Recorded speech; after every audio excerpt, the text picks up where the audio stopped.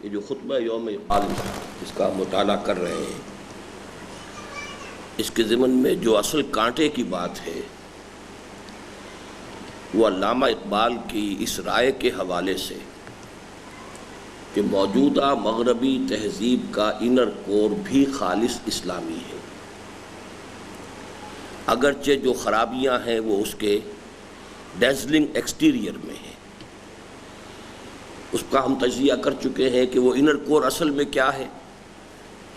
توہمات اور نرے تخیلات کے دائرے سے نکال کر انسان کو مشاہدات اور حقائق و واقعات کے مطالعے کی طرف متوجہ کرنا، اور بجائے صرف استخراجی منطق کے استقرائی منطق، ڈیڈکٹیو لاجک کی بجائے انڈکٹیو لاجک، انڈکشن کہ کائنات کے وسیع ترین مشاہدے کے ذریعے سے نتائج حاصل کیے جائیں۔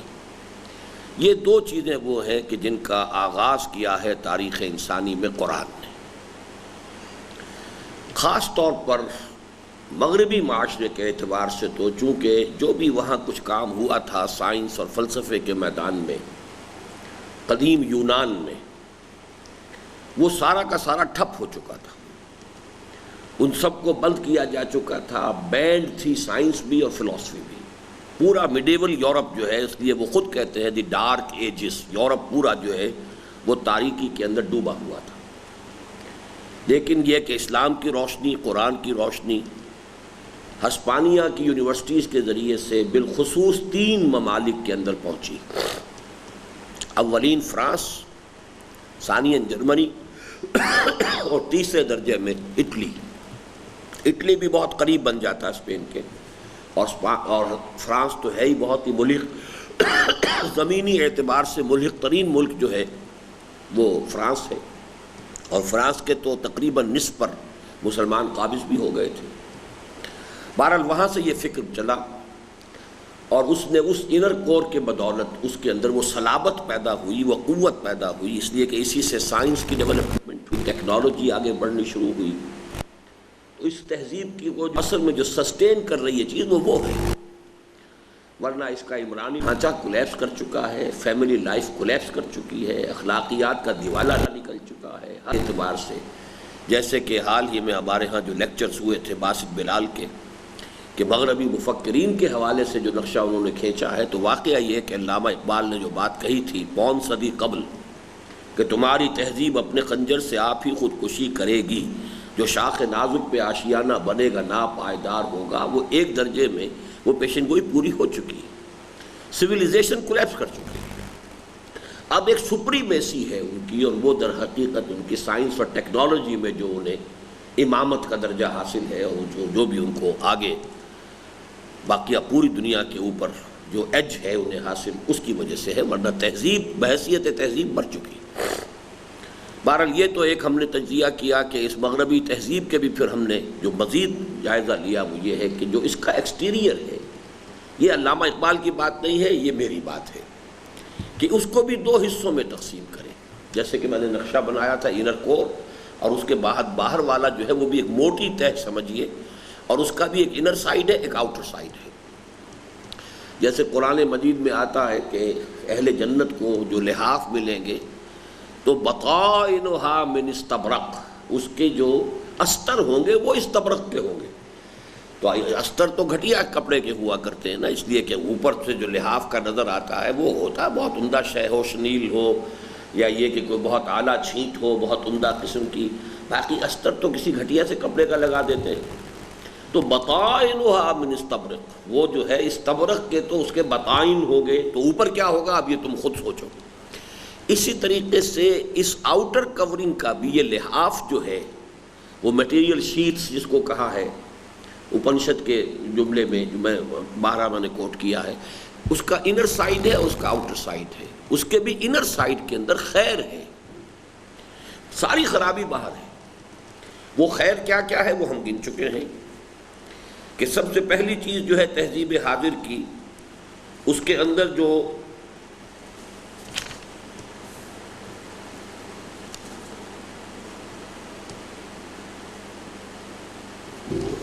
جی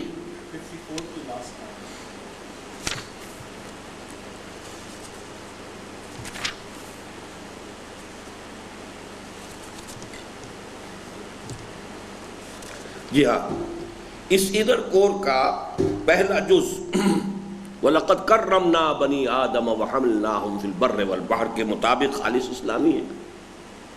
دوسرا جز عمرانی حقوق، لیکن یہ آگے بڑھ کر جو انہوں نے خرابی پیدا کی ہے.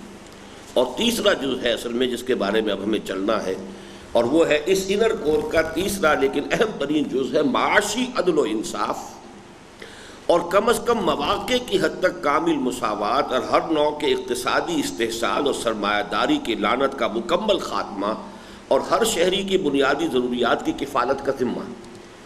یہ اسلام جو ہے اب کسی درجے میں ویسٹ نے بھی اس کو قبول کیا ہے. وہاں پر اب آپ کو معلوم ہے کہ یو کے میں ان امپلائمنٹ الاؤنس، بہرحال بنیادی جو سبسسٹنس لیول تو ہر شخص کو مہیا ہونا چاہیے، یہ اصول تسلیم کیا جا چکا ہے. اس سے بھی آگے چلے گئے اسکینڈینیوین سوشلزم والے معاملات، وہاں تو وہ جو ہے ویلفیئر کا لیول بھی بہت اونچا کر دیا گیا اور وہ سسٹین نہیں کر سکتے تھے، لہٰذا اب یو کے بھی واپس آ رہا ہے اور اسکینڈینیوین کنٹریز بھی واپس آ رہی ہیں. امریکہ میں اتنی زیادہ انہوں نے دی ہی نہیں تھی، انہوں نے جو رکھا ہے وہاں پر ویلفیئر جو بھی رکھا ہے وہ بہت ہی لو لیول کا رکھا ہے. وہ زیادہ رسپیکٹیبل جو ہے آدمی اس میں زندگی نہیں گزار سکتا، بس یہ ہے کہ مرے گا نہیں، اس کی کم سے کم سبسسٹنس جس کو کہیں گے وہی انہوں نے برقرار رکھا ہے. تو اس حوالے سے لیکن بنیادی طور پر وہ بات سب کے سامنے آ گئی، اور یہ وہ شے ہے کہ جو سب سے پہلے خلافت راشدہ میں حضرت عمر رضی اللہ تعالیٰ عنہ نے اسپیل آؤٹ کی تھی کہ اگر کوئی کتا بھی بھوکا مر گیا دجلہ و فرات کے کنارے تو بھی عمر ذمہ دار ہوگا قیامت کے دن. گویا کہ ہر شہری تو دور کی بات ہے، حیوانات کا بھی، وہ تو گویا کہ اصل میں خطابت کے انداز میں ایک چیز کو ایمفیسائز کرنے کے لیے استعارہ ہے کہ ہر انسان کی بنیادی ضروریات کی کفالت ریاست کے ذمہ ہے، معاشی عدل ہونا چاہیے. یہ تمام باتیں وہ ہیں جو تمام جہانوں کے پروردگار نے اپنے کلام پاک میں ارشاد فرمائی، اور محمد صلی اللہ علیہ وسلم اور ان کے حواریین و خلفائے راشدین رضوان اللہ تعالی علیہ مجمعین نے بالفعل کر کے دکھائی.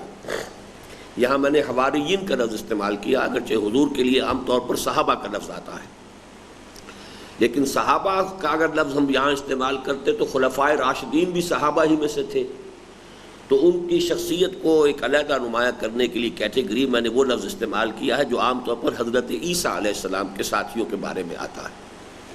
لیکن جو حدیث میں نے سنائی ہے بارہا اپنے خطبات خلافت میں، اس میں یہی لفظ دونوں جو ہے جڑ کر آئے ہیں. ما بعث اللہ من نبی فی قومہ قبلی الا کان لہ حواریون و اصحاب. حضور نے فرمایا مجھ سے پہلے بھی اللہ تعالیٰ نے جس نبی کو بھی اس کی قوم میں مبعوث کیا اس میں اس کے کچھ نہ کچھ ضرور حواری اور اصحاب ہوتے تھے. تو یہ گویا کہ لفظ جو ہے ہم مانی ہے. ان کے حواریین اور خلفائے راشدین رضوان اللہ تعالیٰ علیہ مجمعین نے بالفعل کر کے دکھائیں، چنانچہ کہ لا یکون دولتم بین الاغنیاء منکم. یہ ایک سمجھیے کہ آبجیکٹو ہے جو قرآن نے رکھا ہے. کہ لا کیا معنی اس کے؟ کہ کس لیے آتا ہے جی؟ ہاں، تاکہ کہ لا یکونا، تاکہ نہ ہو دولتن سرمایہ، گردش سرمایہ، بین الاغنیاء منکم، تمہارے امراء ہی کے مابین.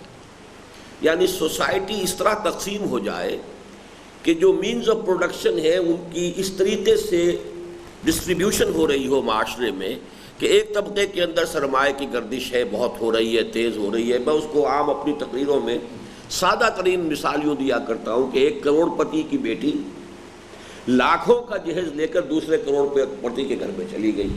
تو اب وہ سرمایہ نے جنبش تو کی ہے، ایک گھر سے دوسرے گھر دولت گئی ہے، لیکن وہ اسی طبقے میں گئی ہے، تو گردش تو ہو رہی ہے. دولہ، دول کا لفظ عربی زبان میں آتا ہی ہے کسی شے کی حرکت کے لیے، مداولت، دورہ سے. تو دولتم بین الاغنیاء، اسی لیے دولت کو دولت اس لیے کہتے ہیں کہ دولت آج آپ کے ہاتھ میں کل کسی اور کے پاس ہوگی، اس حوالے سے وہ دولت کہلاتی ہے. کہ لا یکون دولۃ بین الاغنیاء منکم، ایسا نہیں ہونا چاہیے کہ اغنیاء ہی کے مابین دولت کی گردش ہو رہی ہو، سرمایہ انہی کے مابین گردش کرے، کے مطابق دولت کی منصفانہ تقسیم اسلام کے معاشی نظام کا اصل اصول ہے۔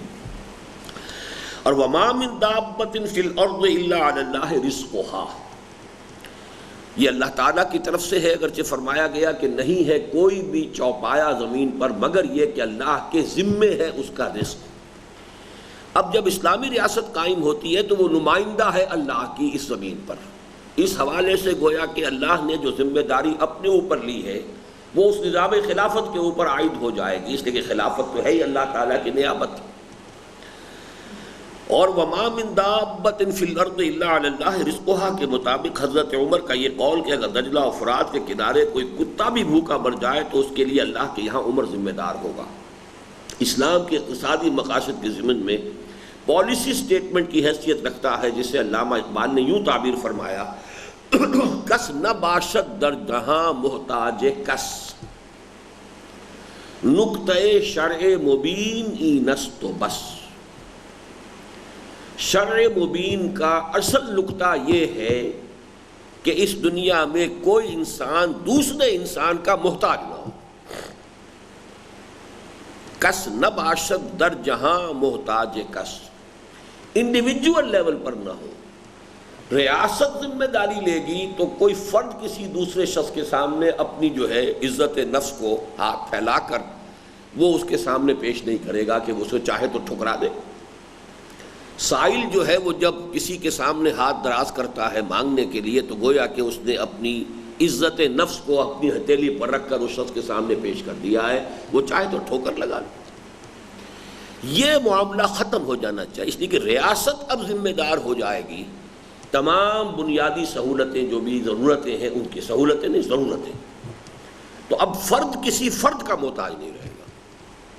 یہی بات ہے کہ جو خلافت راشدہ کے دوران ہو گئی تھی کہ لوگ اپنی زکوٰۃ لے کر پھرتے تھے، لینے والا کوئی نہیں تھا۔ وہ زکوٰۃ کون سی؟ اموال باطنہ کی زکوٰۃ۔ یہ حدیث بھی شاید سمجھ میں نہ آئے کہ جب اسلامی ریاست میں زکوٰۃ لیتی ہے حکومت تو پھر افراد کیوں پھرتے تھے؟ اس کا معاملہ یہ کہ اموال کی دو قسمیں، اموال باطن، اموال ظاہر۔ اموال ظاہر وہ ہے کہ جو از خود ظاہر ہے، جس کے لیے کسی کے گھر کی تلاشی لینے کی ضرورت نہیں ہے۔ دکان ہے، اس میں مال پڑا ہوا ہے، کوئی بھیڑیں بکریاں پالتا ہے، وہ ریوڑ ہے، وہ سامنے کھڑا ہوا ہے، کہاں چھپا گیا، جیب میں تو نہیں رکھ لے گا، کہیں کسی تکیے میں تو نہیں سی لے گا وہ جانوروں کو۔ لیکن یہ کہ کسی کے پاس ذاتی کوئی سونا ہے، چاندی ہے، درہم ہے، دینار ہے، کوئی رقد ہے، کوئی اور ہے، وہ تو آدمی اپنے گھر میں رکھتا ہے۔ تو اب اگر اس کو بھی ریاست وصول کرے جبرن تو گویا کہ اب تحصیلدار جو ہوگا ریاست کا، جو بھی حکومت کی مشینری ہوگی، محکمہ ہوگا وصولی زکوٰۃ کے لیے، ان کے لیے لازم ہو جائے گا گھروں میں جا کے تلاشی لیں۔ ان کو کہا گیا اموال باطن۔ اموال باطنہ کی زکوٰۃ چھوڑ دی گئی انڈیویجولز پر، وہ خود جس طرح چاہیں دیں، اپنی مرضی سے حکومت کو دیں، فبہا، حکومت ڈسٹریبیوٹ کر دے گی۔ اگر وہ خود دینا چاہتے ہیں تو خود دیں۔ ان کے ضمن میں بہتر پالیسی بھی پھر یہ ہوتی ہے کہ اموال باطنہ کی زکوٰۃ میں شخص اپنے قریب کے ماحول کو دیکھے، اپنے رشتہ داروں کو دیکھے، ان کو دے جو ان میں سے واقعتاً مستحق ہو، کیونکہ وہ اگر بڑے پیمانے پر جا کر سرکار کے خزانے میں جمع ہوگی تو پھر وہاں سے اس کی تقسیم جو ہوگی وہ تو ایک پورے سلسلے اور نظام کے تحت ہوگی۔ تو اموال باطنہ کی زکوٰۃ لے کر لوگ پھرتے تھے، اور یہ کہ اس کو قبول کرنے والا کوئی نہیں تھا۔ کس نہ باشد در جہاں محتاج کس، نقطۂ شرع مبین نست و بس۔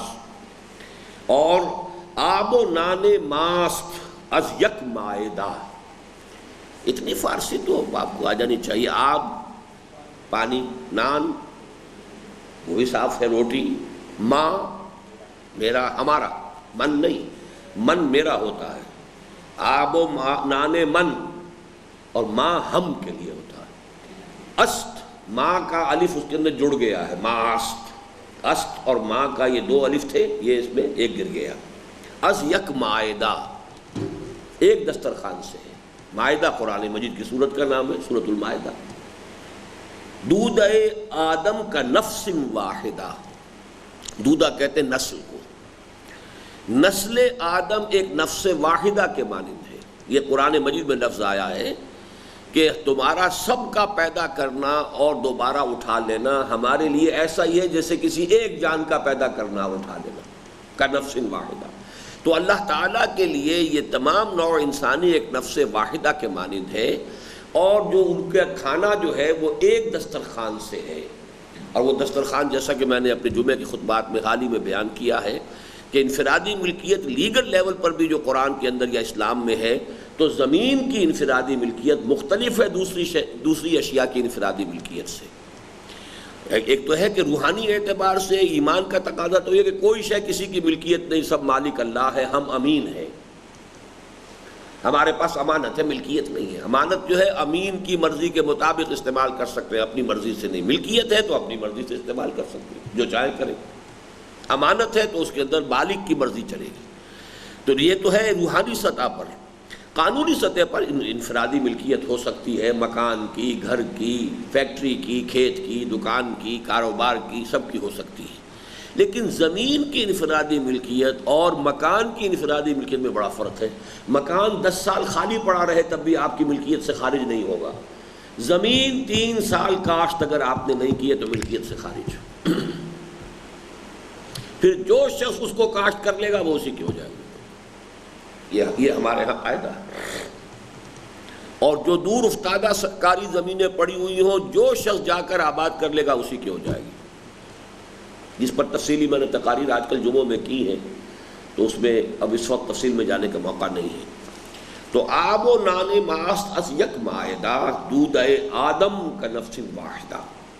لیکن افسوس کہ جب مسلمانوں کے دور زوال میں اس پر ملوکیت کے ساتھ ساتھ جاگیرداری اور سرمایہ داری کی چھاپ پڑ گئی، تو اسلام اور قرآن کے رخ روشن کی یہ جہاں تابیاں نگاہوں سے اوجھل ہو گئی، اور وہ صورت بن گئی جس کا نقشہ حضرت علامہ نے ان الفاظ میں کھینچا ہے: جانتا ہوں میں یہ امت حامل قرآن نہیں۔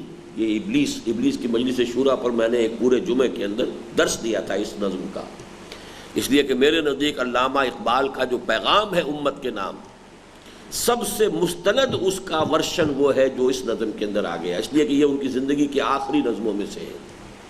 اس دور میں یہ جبکہ ابھی کتاب وہ ان کی زندگی میں چھپی بھی نہیں۔ ارمغان حجاز جو آخری کتاب ہے علامہ کی، وہ ان کے انتقال کے بعد شائع ہوئی ہے، اور اس میں آخری دور کے فارسی اور اردو کلام کو اسی لیے جمع کر دیا گیا کہ وہ ایک ایک کلام اتنا نہیں بنتا تھا کہ مکمل کتاب بن سکے، ورنہ اس سے پہلے اردو کے علیحدہ چھپتے تھے، بانگ دراز، ضرب کلیم اور یہ بال جبریل، اور فارسی کی علیحدہ چھپی، رموز بے خودی، اسرار خودی، پسج باعت کرد وغیرہ۔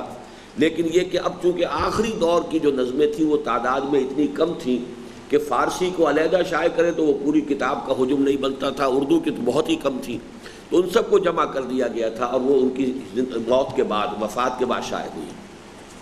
تو اس کا مطلب یہ ہے کہ ایک تھنکر جو ہوتا ہے اس کی بات جو ہے آخری وہی شمار ہوتی ہے کہ جو اس کی موت سے قریب تر ہو۔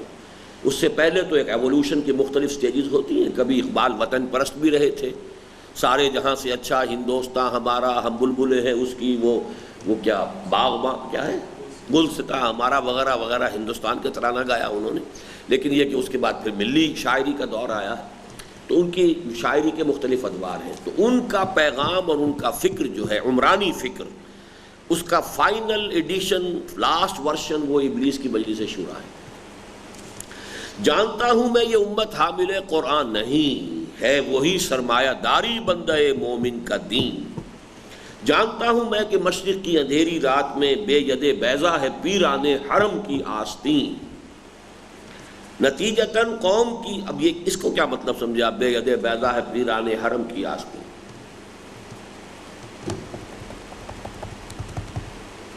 جو چیز سمجھ میں نہ آیا کرے ٹوک دیا کرے نا مجھے، یعنی اس میں کیا لفظ کیوں ہے؟ ید بیضا کس کے لیے کہا ہے؟ حضرت موسیٰ کا جو معجزہ تھا، وہ ہاتھ تو ان کا بھی آستین کے اندر ہی تھا نا، لیکن اس کے اندر کیا تھا؟ معجزہ تھا۔ تو آج پیران حرم معجزہ تو نہیں ہوگا، کرامت، ان سے بالکل تہی دامن تہی دست ہو چکے ہیں، ان کے ہاں تاثیر ہی اب نہیں رہی۔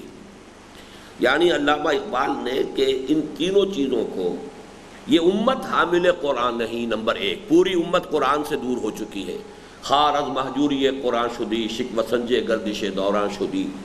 پھر یہ کہ خاص طور پر پیسے کی محبت، پیسے کی دولت، سرمایہ داری، یہ بندہ مومن کا دین بن چکا ہے۔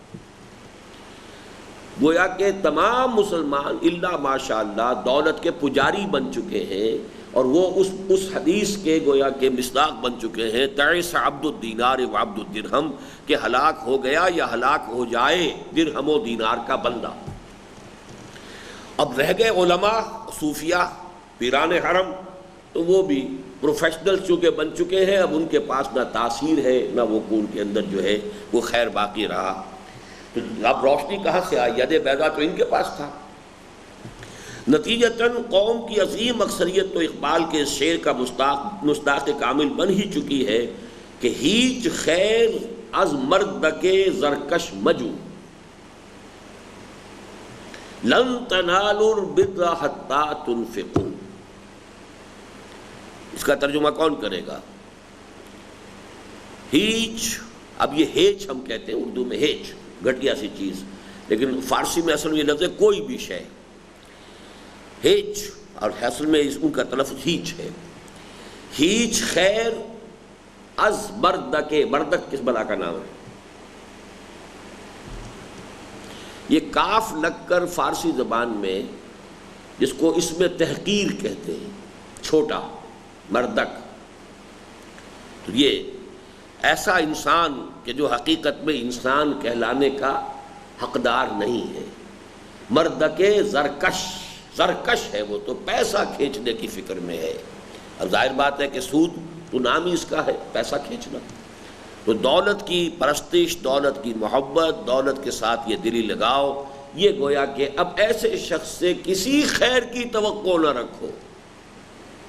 لن تنالوا البر حتی تنفقوا، جب قرآن یہ کہہ رہا ہے کہ بر کے مقام کو پہنچ ہی نہیں سکتے تم جب تک کہ تم خرچ نہ کرو، اور وہاں تو ہے تنفقوا مما تحبون، یہ نہیں کہ کپڑا بوسیدہ ہو گیا، پرانا ہو گیا، جی سے اتر گیا تو دے دیا، حاتم طائی کی قبر کو لات مار دی کہ ہم نے سب خیرات کی ہے، تو یہ نہیں ہے، بلکہ یہ کہ جو شے پسند ہو، لن تنالوا البر حتی تنفقوا مما تحبون۔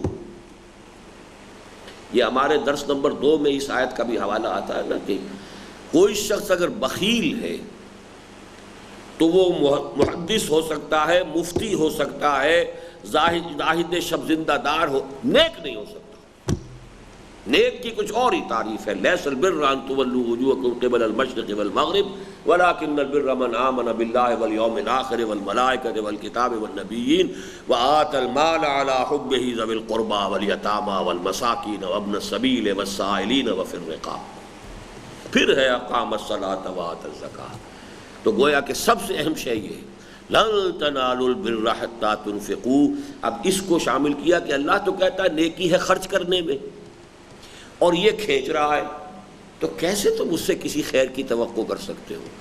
اگر وہ زر پرست ہے، زر سے محبت کرنے والا ہے، تو وہ چاہے اس نے صوفیوں کا سا لبادہ اوڑھ لیا ہو، بہت بڑا عالم بنا ہوا ہو، بڑی دستار باندھی ہوئی ہو، بڑی تفسیر اس نے لکھ دی ہو، کچھ بھی کر دیا ہو، وہ خیر، اس سے کسی خیر کی توقع مت کرو۔ مجو کیا معنی؟ مجو مت ڈھونڈو، جوئندہ یا بندہ، جو ڈھونڈتا ہے، جستجو، جستجو، جو کہتے ہیں تلاش کرنا، تو جستجو، مجو مت کرو، مجو کوئی ایکسپیکٹ نہ کرو، تلاش نہ کرو کہ کسی زرکش انسان کے اندر بھی کسی خیر کا مادہ ہو سکتا ہے۔ خود مذہبیت کی بھی اکثر و بیشتر صرف یہ مس شدہ صورت، پرورسٹڈ فارمز باقی رہ گئی ہے کہ ہر قسم کے حرام و حلال ذرائع سے دولت سمیٹو، البتہ کچھ صدقہ و خیرات کے کھاتے بھی جاری رکھو۔ چنانچہ حکومت کی جانب سے سود دے کر اس میں سے زکوٰۃ وصول کر لینے کا تماشا تو حال ہی میں ہوا ہے۔ سود لو اور اس میں سے زکوٰۃ دے دو، پر تو ہمارے مذہبی مزاج کے سرمایہ دار بزرگ بہت پہلے سے عمل پیرا ہیں۔ یہ کام تو ضیاء الحق صاحب نے کیا تھا کہ ڈپازٹس ہیں آپ کے، اس پہ سود ملے گا 7.5% یا جو بھی ملے گا، اس میں 2.5% لے لیں گے، تو در حقیقت سود کی کٹوتی تھی، اس کو زکوٰۃ کہنا، اس کو بدنام کرنے کے۔ اس سلسلے میں نقد کے ضمن میں ربا النسیہ اور ربا الفضل کی جو بے شمار صورتیں سرکاری اور غیر سرکاری سطح پر ہماری پوری تجارت و صنعت اور ریاست کی سطح پر دفاع و ترقی کی جملہ اسکیموں میں رچی بسی ہوئی ہیں، ان کا ذکر تو تحصیل حاصل ہے۔ یہ جملہ کو سمجھ میں آیا؟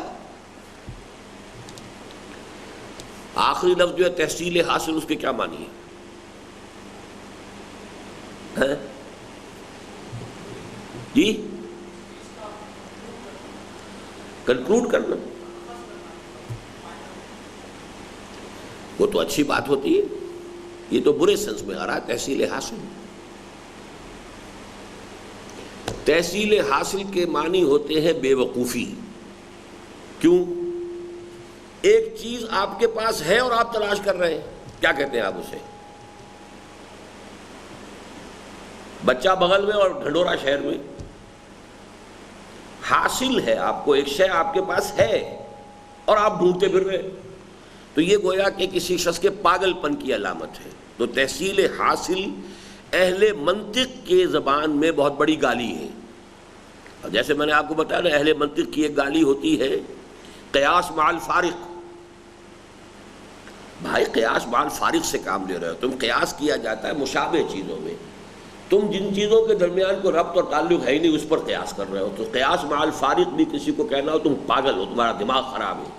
لیکن یہ کہ سمجھدار آدمی ایسے الفاظ استعمال نہیں کرتا، وہ کہتا قیاس مع الفارق سے کام لے رہے ہیں آپ۔ جیسے لکھنوی مزاج میں لطیفے کے درجے میں یہ کہا جاتا ہے، بیان کرتے ہیں لوگ کہ جناب دیکھیے بس اب آپ بس کیجئے، ایسا نہ ہو کہ کہیں میں آپ کی والدہ ماجدہ کی شان میں کوئی گستاخی کر بیٹھوں۔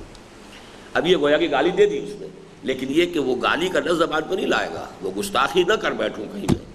تو اسی طریقے سے یہ ہے کہ اہل منطق جو اہل علم ہیں وہ اپنے ایک دوسرے کو گالیاں دیتے ہیں، بڑی مرصع اور مسجع مہذب گالیاں، کہ بھائی یہ تحصیل حاصل کا معاملہ ہے، ایک چیز پہلے سے موجود ہے، ثابت ہے، آپ اسے ثابت کرنے کی فکر میں لگے ہوئے ہیں۔ اسی طرح ترجیح بلا مرجح ایک گالی ہے، کسی چیز پر کسی دوسری چیز کو ترجیح دینا بغیر اس کے کہ ترجیح کی کوئی بنیاد ہو۔ اب یہ اصطلاحات کو آپ لوگوں کو یاد ہونا چاہیے، مولویوں سے بات کرنی پڑے گی نا، تو ان کی اصطلاحات جب تک نہ ہو۔ مرجح کیا بنا؟ جی مرجح کیا کلمہ ہے؟ مرجح اسم فاعل، کس سے؟ ترجیح سے۔ رجح یرجح ترجیحا فہو مرجح۔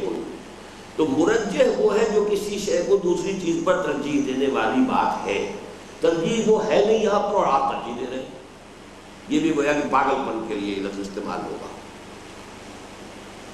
اسی طریقے سے تحصیل حاصل، تحصیل بھی باب تفعیل ہے نا،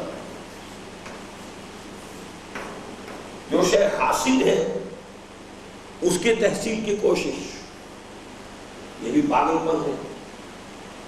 اور قیاس مع الفارق،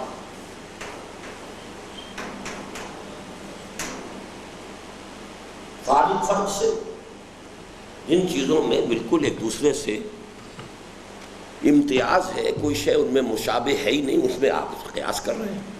تو خیر، تو تحصیل حاصل کیا ہے؟ اب ربا کا لفظ آیا ہے یہاں پر دو قسمیں ہیں، ربا النسیہ اور ربا الفضل۔ یہ معلوم ہے آپ کو یا نہیں؟ نہیں؟ ربا سود کو کہتے ہیں، نسیہ کہتے ہیں ادھار۔ تو ایک ہے ادھار کا سود، کہ میں نے 100 روپے لیے 1 سال کے لیے اور میں کہتا ہوں کہ میں آپ کو لوٹا دوں گا 150 روپیہ، یا میں نے گندم لی 10 من، کہوں گا 1 سال کے بعد آپ کو 15 من دے دوں گا۔ تو یہ ہے نسیہ، اس میں آ گیا، یعنی ادھار کا ایلیمنٹ آ گیا۔ اس میں جو زیادتی ہوگی وہ ربا النسیہ کہلاتا ہے۔ قرآن مجید میں صرف اس کا ذکر ہے، حدیث میں کچھ اور چیزوں کے بارے میں کہا گیا ہے کہ ان کا ایکسچینج اگر ہوگا تو بالکل برابر کا ہوگا، اس کو آپ کم زیادہ کر کے نہیں، تو مثلا آپ یہ کہیں صاحب یہ گندم ذرا گھٹیا درجے کی ہے تو یہ میں زیادہ دیتا ہوں، بڑھیا گندم مجھے اتنی دے دیجئے آپ، تو اگرچہ اس میں کوئی یہ نقد نقد ہو رہا ہے لیکن نہیں ہو سکتا، اس کا راستہ روک دیا گیا۔ گندم کی عوض ایکسچینج ہوگی تو ایگزیکٹلی اتنی ہے وزن کے ساتھ ہوگی، نو ڈفرنس۔ اگر اس میں ڈفرنس ہوا اس کو فضل کہتے ہیں زیادتی کو۔ تو ربا الفضل جو ہے کچھ چیزیں حدیث میں آ گئی ہیں کہ ان کا اگر ایکسچینج ہوگا تو ان میں کوئی اضافہ نہیں، چاندی کے عوض آئے گی تو برابر آئے گی، اس میں کوئی اضافہ نہیں ہوگا۔ اصل میں اس سے بھی ایک راستہ سود کا نکلتا تھا جس کو کہ حضور صلی اللہ علیہ وسلم نے روک دیا ہے کہ اگر آپ انہی اجناس کو بدلیں گے اور اس میں کوئی فرق کر دیں گے تو اس کے راستے سے سود کی شکل جو ہے کہیں نہ کہیں وہ آ جائے گی انسانوں کے کاروبار کے اندر۔ تو یہ ربا الحدیث بھی کہلاتا ہے، حدیث میں جس کو اضافی طور پر ربا قرار دیا گیا ہے، اور ربا الفضل کہلاتا ہے کہ چاہے وہ ہے نقدہ نقد۔ اب دو چیزیں علیحدہ ہیں، تو ٹھیک ہے میں گلاس خرید رہا ہوں اور چاندی کے 2 سکے دے رہا ہوں، قیمت ہو گئی ہے، چاندی قیمت ہے 2 روپے میں نے دیے، گلاس لے لیا، تو یہ تو ایکسچینج ہو گیا، یہ ہے بیع۔ لیکن چاندی کے 2 سکوں کو چاندی کے 2 سکوں سے ایکسچینج کیوں کر رہا ہوں میں؟ کیا وجہ؟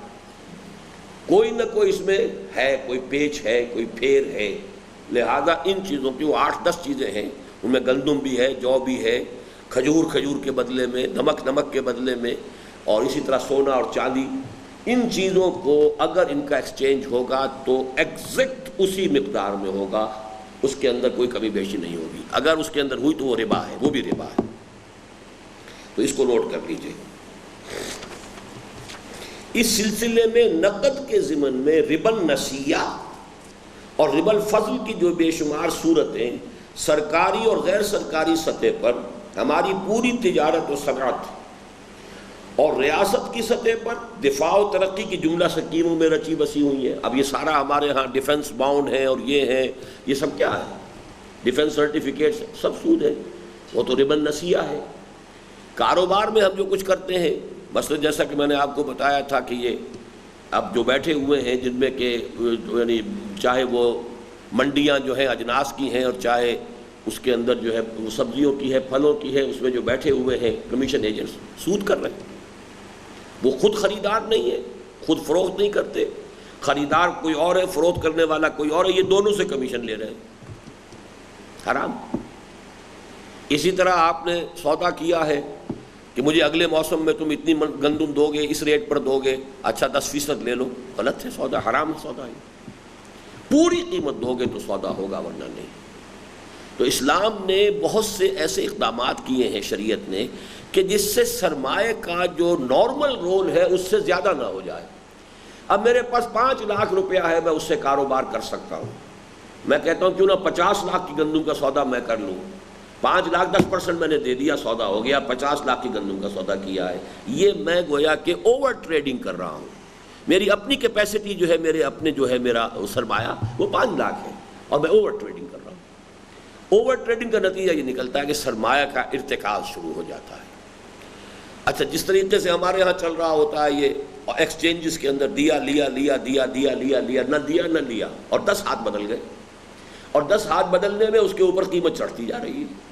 وہ صرف سرمایہ دار جو ہے وہ اپنے اس سرمایہ کے بل پر کہ اس کے پاس ایک اس کی گڈ ول ہے مارکیٹ کے اندر کہ یہ کروڑ پتی آدمی ہے، وہ دیا لیا، بس وہ اندراج ہوتا ہے بہی کھاتے کے اندر اور اس کے اندر رقم چڑھتی جا رہی ہے۔ فیکٹری میں مال ابھی تیار بھی نہیں ہوا ہے جاپان میں، اور اس کے سودے ہو چکے فارورڈ ٹریڈنگ کے اندر، اور نہ معلوم کتنے ہاتھ چینج ہو چکے اس میں۔ ایک صاحب نے مجھے اپنا یہ چشمدید واقعہ بتایا تھا، شیخ منظور الحق صاحب، ہمارے بہت سے احباب تو واقف بھی ہیں، ان سے فوت ہو گئے اب، کہ ایک بہت بڑے سیٹھ تھے مسلمان کراچی میں، بہت بڑے کاروباری، اتنے بھاری تھے وہ جسم کے اعتبار سے کہ ان کی طہارت وغیرہ بھی کوئی ملازم کرتے تھے ان کے لیے ممکن نہیں تھا۔ وہ پڑے رہتے تھے اور ان کی توند کے اوپر ٹیلی فون 2-3 رکھے ہوتے تھے، اور ٹیلی فون سے آ گیا یہ سودا، یہاں دے لو دے دو، بس لے لو اور دے دو اور لے لو اور دے دو کے سوا ان کا کوئی کام نہیں تھا۔ اور ٹیبل کی انہیں ضرورت نہیں تھی، ان کی توند جو ہے وہ خود ہی ٹیبل کا کام دیتی تھی، اسی کے اوپر وہ ان کے رکھے رہتے تھے ٹیلی فون۔ یہ چشمدید واقعی پر لیا دیا دیا دیا، اس کے اندر جو ہے نہ کچھ دیا نہ کچھ دیا، اور قیمت کے اوپر چڑھتی جا رہی ہے۔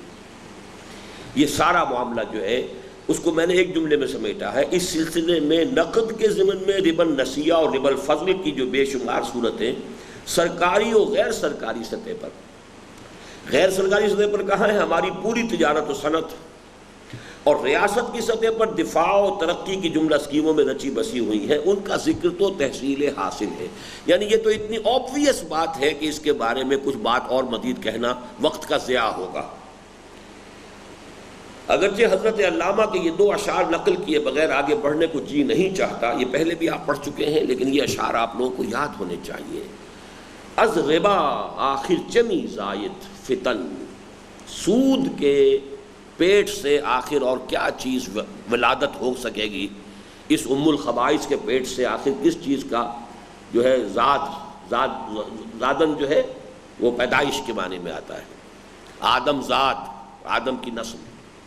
تو کیا چیز پیدا ہوگی اس سے، اس ام الخبائث کے پیٹ سے، سوائے فتنے کے.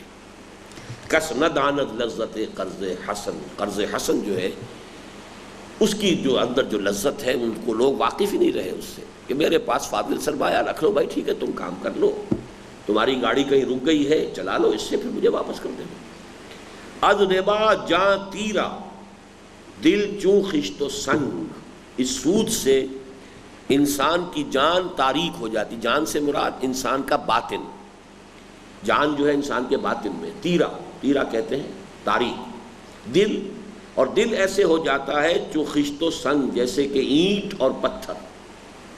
آدمی درندہ بے دندان و چنگ، اور انسان درندہ بن جاتا ہے، بھیڑیا بن جاتا ہے، اگرچہ اس کے بھیڑیوں والے دانت نہیں ہوتے اور بھیڑیوں والے پنجے نہیں ہوتے اس کے، لیکن انسان بھیڑیا بن جاتا ہے اپنی معنوی شخصیت کے اعتبار سے.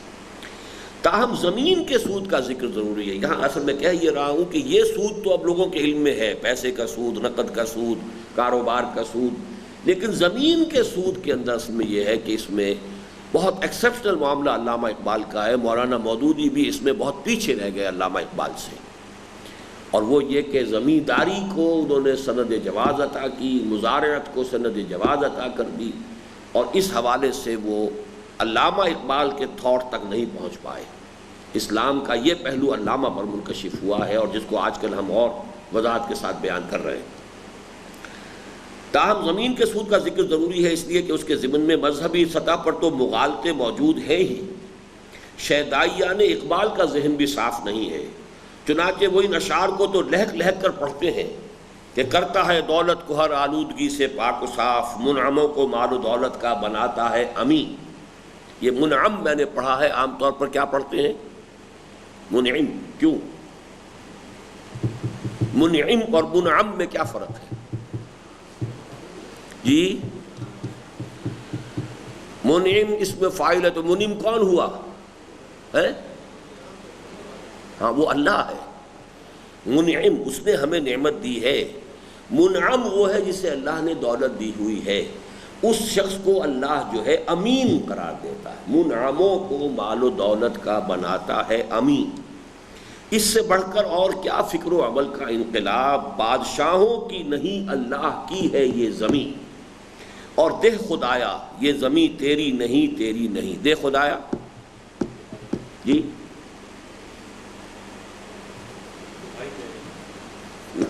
خدا کی دعائی.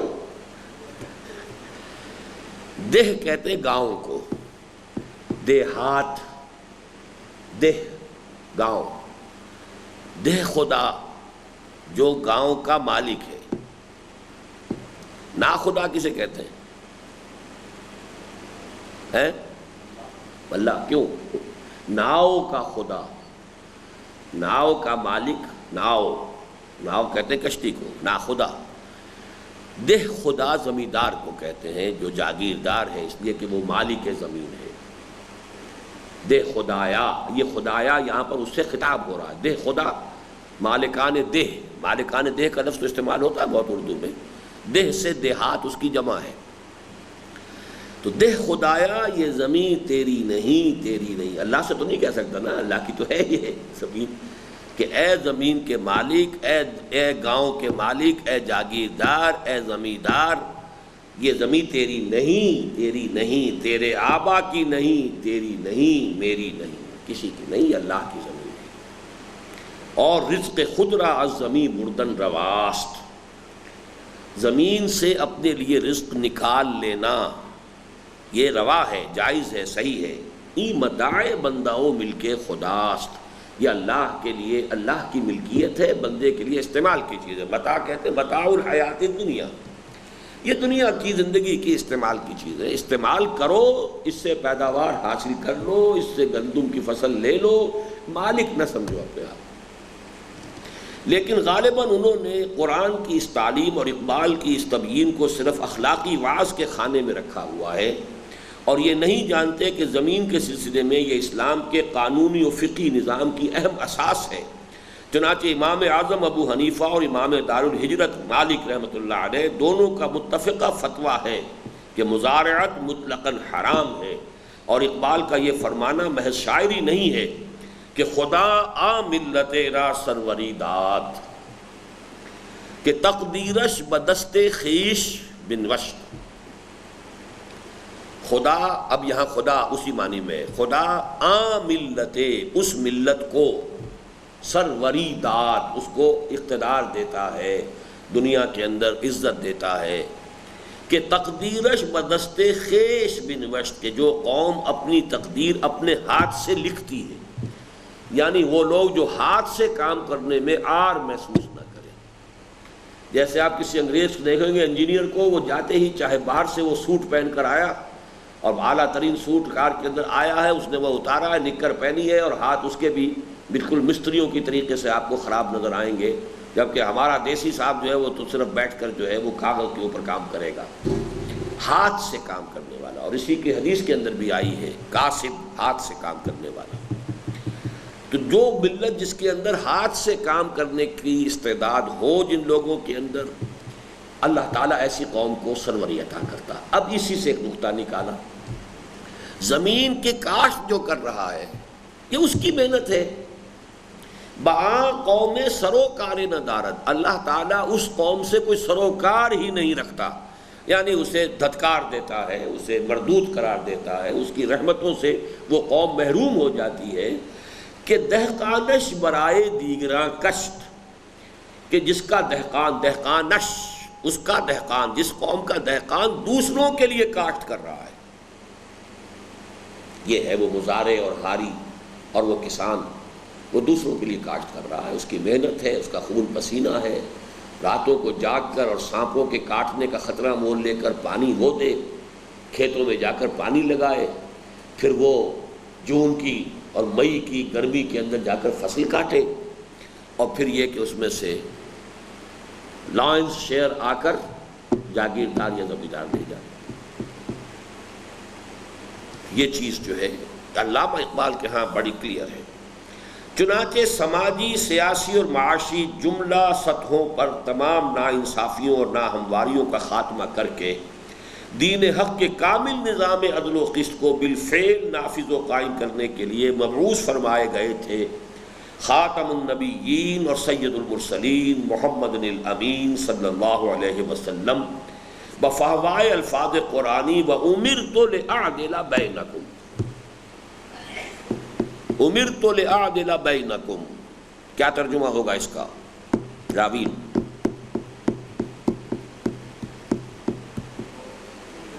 جی کس کو؟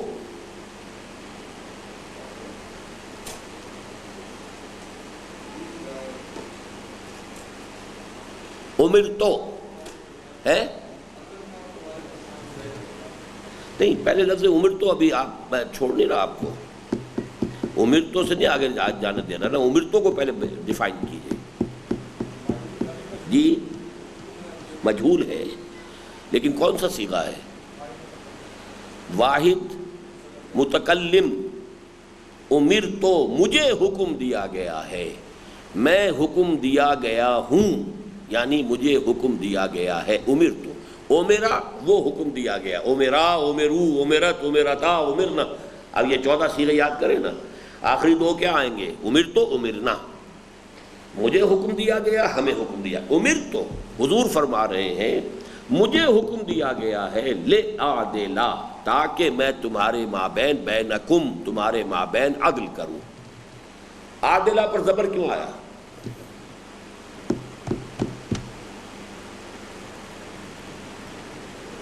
جی مفعول،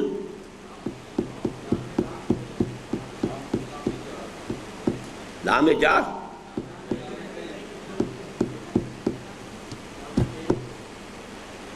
کیوں اتنی دیر لگتی ہے؟ کیوں اتنی دیر لگتی ہے؟ اصل اس کی شکل کیا ہونی چاہیے فرحان؟ اگر یہ لام یہاں نہ ہوتا تو یہ لفظ کیا ہوتا؟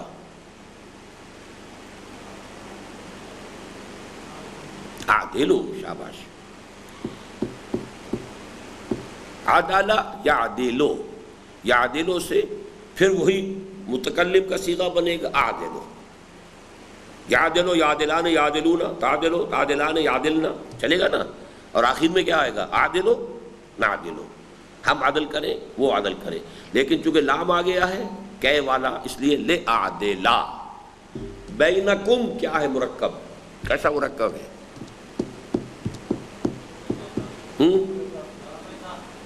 اضافی، مضاف مضاف الیہ۔ امرت لِأَعْدِلَ بینکم، یعنی حضور سے یہ کہلوایا گیا کہ مجھے تو اس لیے بھیجا گیا ہے، don't think I have come to say sermons only. وہی بات جو ایچ جی ویلز کی میں نے آپ کو بتائی ہے کہ جہاں تک سرمنز کا تعلق ہے، جیزس آف نزارت کے ہاں بھی سرمنز تو بہت ہیں، human fraternity, equality and freedom, تین چیزوں کے بہت وعظ کہے، لیکن یہ ماننا پڑتا ہے کہ تاریخ انسانی میں پہلی مرتبہ ان اصولوں پر ایک معاشرہ قائم کیا محمد نے صلی اللہ علیہ وسلم۔ تو میں صرف واعظ بن کر نہیں آیا ہوں، صرف مبلغ بن کر نہیں آیا ہوں، بلکہ میرے ذمے یہ کام ہے کہ تمہارے مابین عدل قائم کروں۔ اور لِيَقُومَ النَّاسُ بِالْقِسْطِ، یہ تو آپ پڑھ چکے ہوں گے، کون سی صورت میں ہے یہ؟ جی سورہ حدید، یہاں پر بھی وہی شکل ہے، لام کی وجہ سے یقوما، یقوموں کی بجائے لِيَقُومَ النَّاسُ، تاکہ قائم ہو جائیں لوگ بالقسط، عدل پر۔ اور اس آیت کو، جس کو میں کہا کرتا ہوں کہ پوری انسانی تاریخ کے اندر اس سے زیادہ ننگی انقلابی عبارت ممکن نہیں، کوئی اس میں ہیر پھیر نہیں رکھا، no chewing of words, no mincing of words, nothing of this sort. لوہا بھی اتارا ہے ہم نے تاکہ جو لوگ عدل کے قیام کے راستے میں رکاوٹ بنے ان کی سرکوب بھی کی جائے۔ اتنے ننگے انقلابی الفاظ آئی ڈونٹ تھنک کسی جگہ بھی ہو۔ لقد ارسلنا رسلنا بالبینات، ہم نے بھیجا اپنے رسولوں کو معجزوں کے ساتھ، واضح نشانیوں کے ساتھ۔ وانزلنا معهم الکتاب والمیزان، ان کے ساتھ کتاب اتاری، میزان اتاری۔ کس لیے سارا کھکیڑ ہم نے مول لیا؟ لیقوم الناس بالقسط، تاکہ لوگ عدل پر قائم ہو۔ وانزلنا الحدید، لوہا بھی اتارا ہے، یعنی جو نصیحت سے نہیں مانتے، جو دلیل سے نہیں مانتے، اب ظاہر بات ہے کہ ان کی سرکوبی کرے کون؟ اس کے لیے لوگ چاہیے۔ تو نصیحت سے لوگوں کو کھینچیے، جو سلیم الفطرت لوگ ہوں گے وہ کھینچائیں گے۔ آپ کی تبلیغ سے، دعوت سے، نصیحت سے ان کو کھینچیے، پھر ان کو مربوط بنا کر، مضبوط کر کے، مضبوط اور مربوط منظم کر کے طاقت بنائیے، کوڑا بنائیے، ایک جیسے رسی کو بٹ کے پھر کوڑا بنایا جاتا ہے۔ اب اس کوڑے کو دے ماریے اس باطل لوگوں کے، اور باطل جو اس کے راستے میں رکاوٹ بننے والے ہیں۔ انزلنا الحدید فیہ باس شدید ومنافع للناس ولیعلم اللہ من ینصرہ ورسلہ بالغیب ان اللہ قوی عزیز۔ خدایا اور خدایا آن کرم بارے دیگر کن کے مصداق اسی کا پیغام دیا تھا حکیم الامت اور مصور پاکستان علامہ اقبال مرحوم نے کہ بمصطفیٰ برساں خویش را کے دیں ہما اوست۔ یہاں دیکھیے میں نے ان دو اشعار جو ہیں اقبال کے، ان کا جوڑ ملایا اس کے ساتھ، کہ اقبال نے جو کہا کہ اپنے آپ کو محمد کے قدموں تک پہنچا دو صلی اللہ علیہ وسلم، کیا مطلب؟ جب محمد بھیجے گئے تھے عدل قائم کرنے کے لیے، اور محمد کی بعثت کا مقصد ہے نظام عدل و قسط کا قیام، تو گویا کہ ان کے قدموں میں اپنے آپ کو پہنچا دینے کا مطلب کیا ہوگا کہ اسی کے لیے تم بھی اپنی زندگی وقف کرو۔ اگر بے او نہ رسیدی تمام بو لہبیست، اگر وہاں تک نہیں پہنچ پاتے تو سب بو لہبی ہے پھر۔ چنانچہ اقبال سے دلچسپی رکھنے والا ہر شخص جانتا ہے کہ جہاں شعریت اور جذباتی سوز و ساز، خدایا آ کرم باری دیگر کن، یہ میں گزر گیا یہاں سے، اس کو سمجھ لیا آپ نے کہ نہیں؟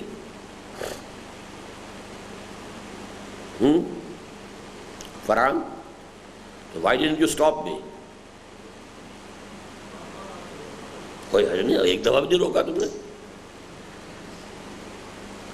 بار بار کا کیا سوال ہے؟ یہ چیزیں میں چاہتا ہوں، you must remember these things. ہمارے ہاں نعت گو شاعر جو فارسی میں ہے حضرت جامی،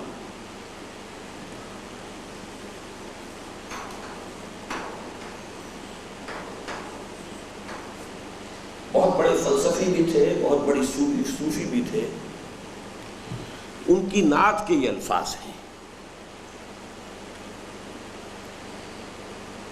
نسیمہ جانب بطحا گزر کن، باد نسیم ذرا بطحا کی وادی کی طرف جاؤ،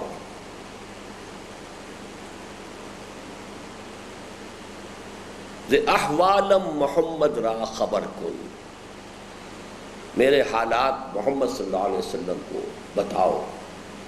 اس میں نعت میں یہ الفاظ آئے ہیں: مشرف گرچہ شد جامی ز لطفش، خدایا آ کرم بارے دیگر کن، اگرچہ جامی ان کے لطف سے مشرف ہو چکا ہے ایک دفعہ، یعنی حضور کی زیارت کوئی نصیب ہوئی ہوگی انہیں خواب میں، تو ان کے لطف و کرم کا ایک دفعہ تو مجھ پر یہ احسان ہوا کہ وہ میرے خواب میں آئے تھے حضور صلی اللہ علیہ وسلم۔ مشرف گرچہ شد جامی سے لطفش، خدایا آ کرم بارے دیگر کن، اے اللہ وہ کرم مجھ پر دوبارہ ہو جائے اور مجھے پھر حضور صلی اللہ علیہ وسلم کی زیارت جو ہے خواب میں نصیب ہو جائے۔ میں نے ان الفاظ کو یہاں لیا ہے، خدایا آ کرم بارے دیگر کن، کہ جیسے محمد رسول اللہ صلی اللہ علیہ وسلم نے وہ نظام عدل و قسط قائم کر کے دکھایا دنیا میں، اللہ کرے کہ ہم بھی ان کے امتی ہونے کے دعوے کو اس اعتبار سے کسی درجے میں سچ کر دکھائیں کہ وہی کرم پروردگار جو ہے دوبارہ دنیا پر ہو جائے، وہی نظام عدل و قسط دوبارہ قائم ہو جائے۔ اور خدایا آ کرم بارے دیگر کن کے مصداق اسی کا پیغام دیا تھا حکیم الامت اور مصور پاکستان علامہ اقبال نے کہ بمصطفیٰ برساں خویش را کے دیں ہماؤس، اگر بہو نہ رسیدی تمام بو لہبیس۔ چنانچہ اقبال سے دلچسپی رکھنے والا ہر شخص جانتا ہے کہ جہاں شعریت اور جذباتی سوز و ساز کے اعتبار سے کلام اقبال کے نقطۂ عروج کا مظہر ان کی دوسری نظمیں خصوصاً ذوق و شوق ہیں، وہاں امت مسلمہ کے نام ان کے پیغام کا مظہر اتم و اکمل ہے ابلیس کی مجلس شورا، یہ جس کا میں نے ذکر پہلے بھی کیا تھا، اور خصوصاً اس کے یہ آخری اشعار۔ یہ اتم میں نے پڑھا، صحیح پڑھا غلط پڑھا؟ مظہر اتم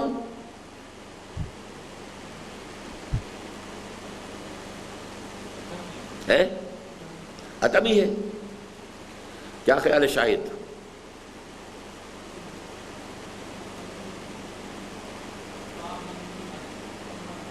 ہے جی؟ اتما، اتماما کیا شے بنی ہے؟ پہنچے تو لیکن غلط ہو گیا، گاڑی والا، اس میں کیا فرق ہوگا؟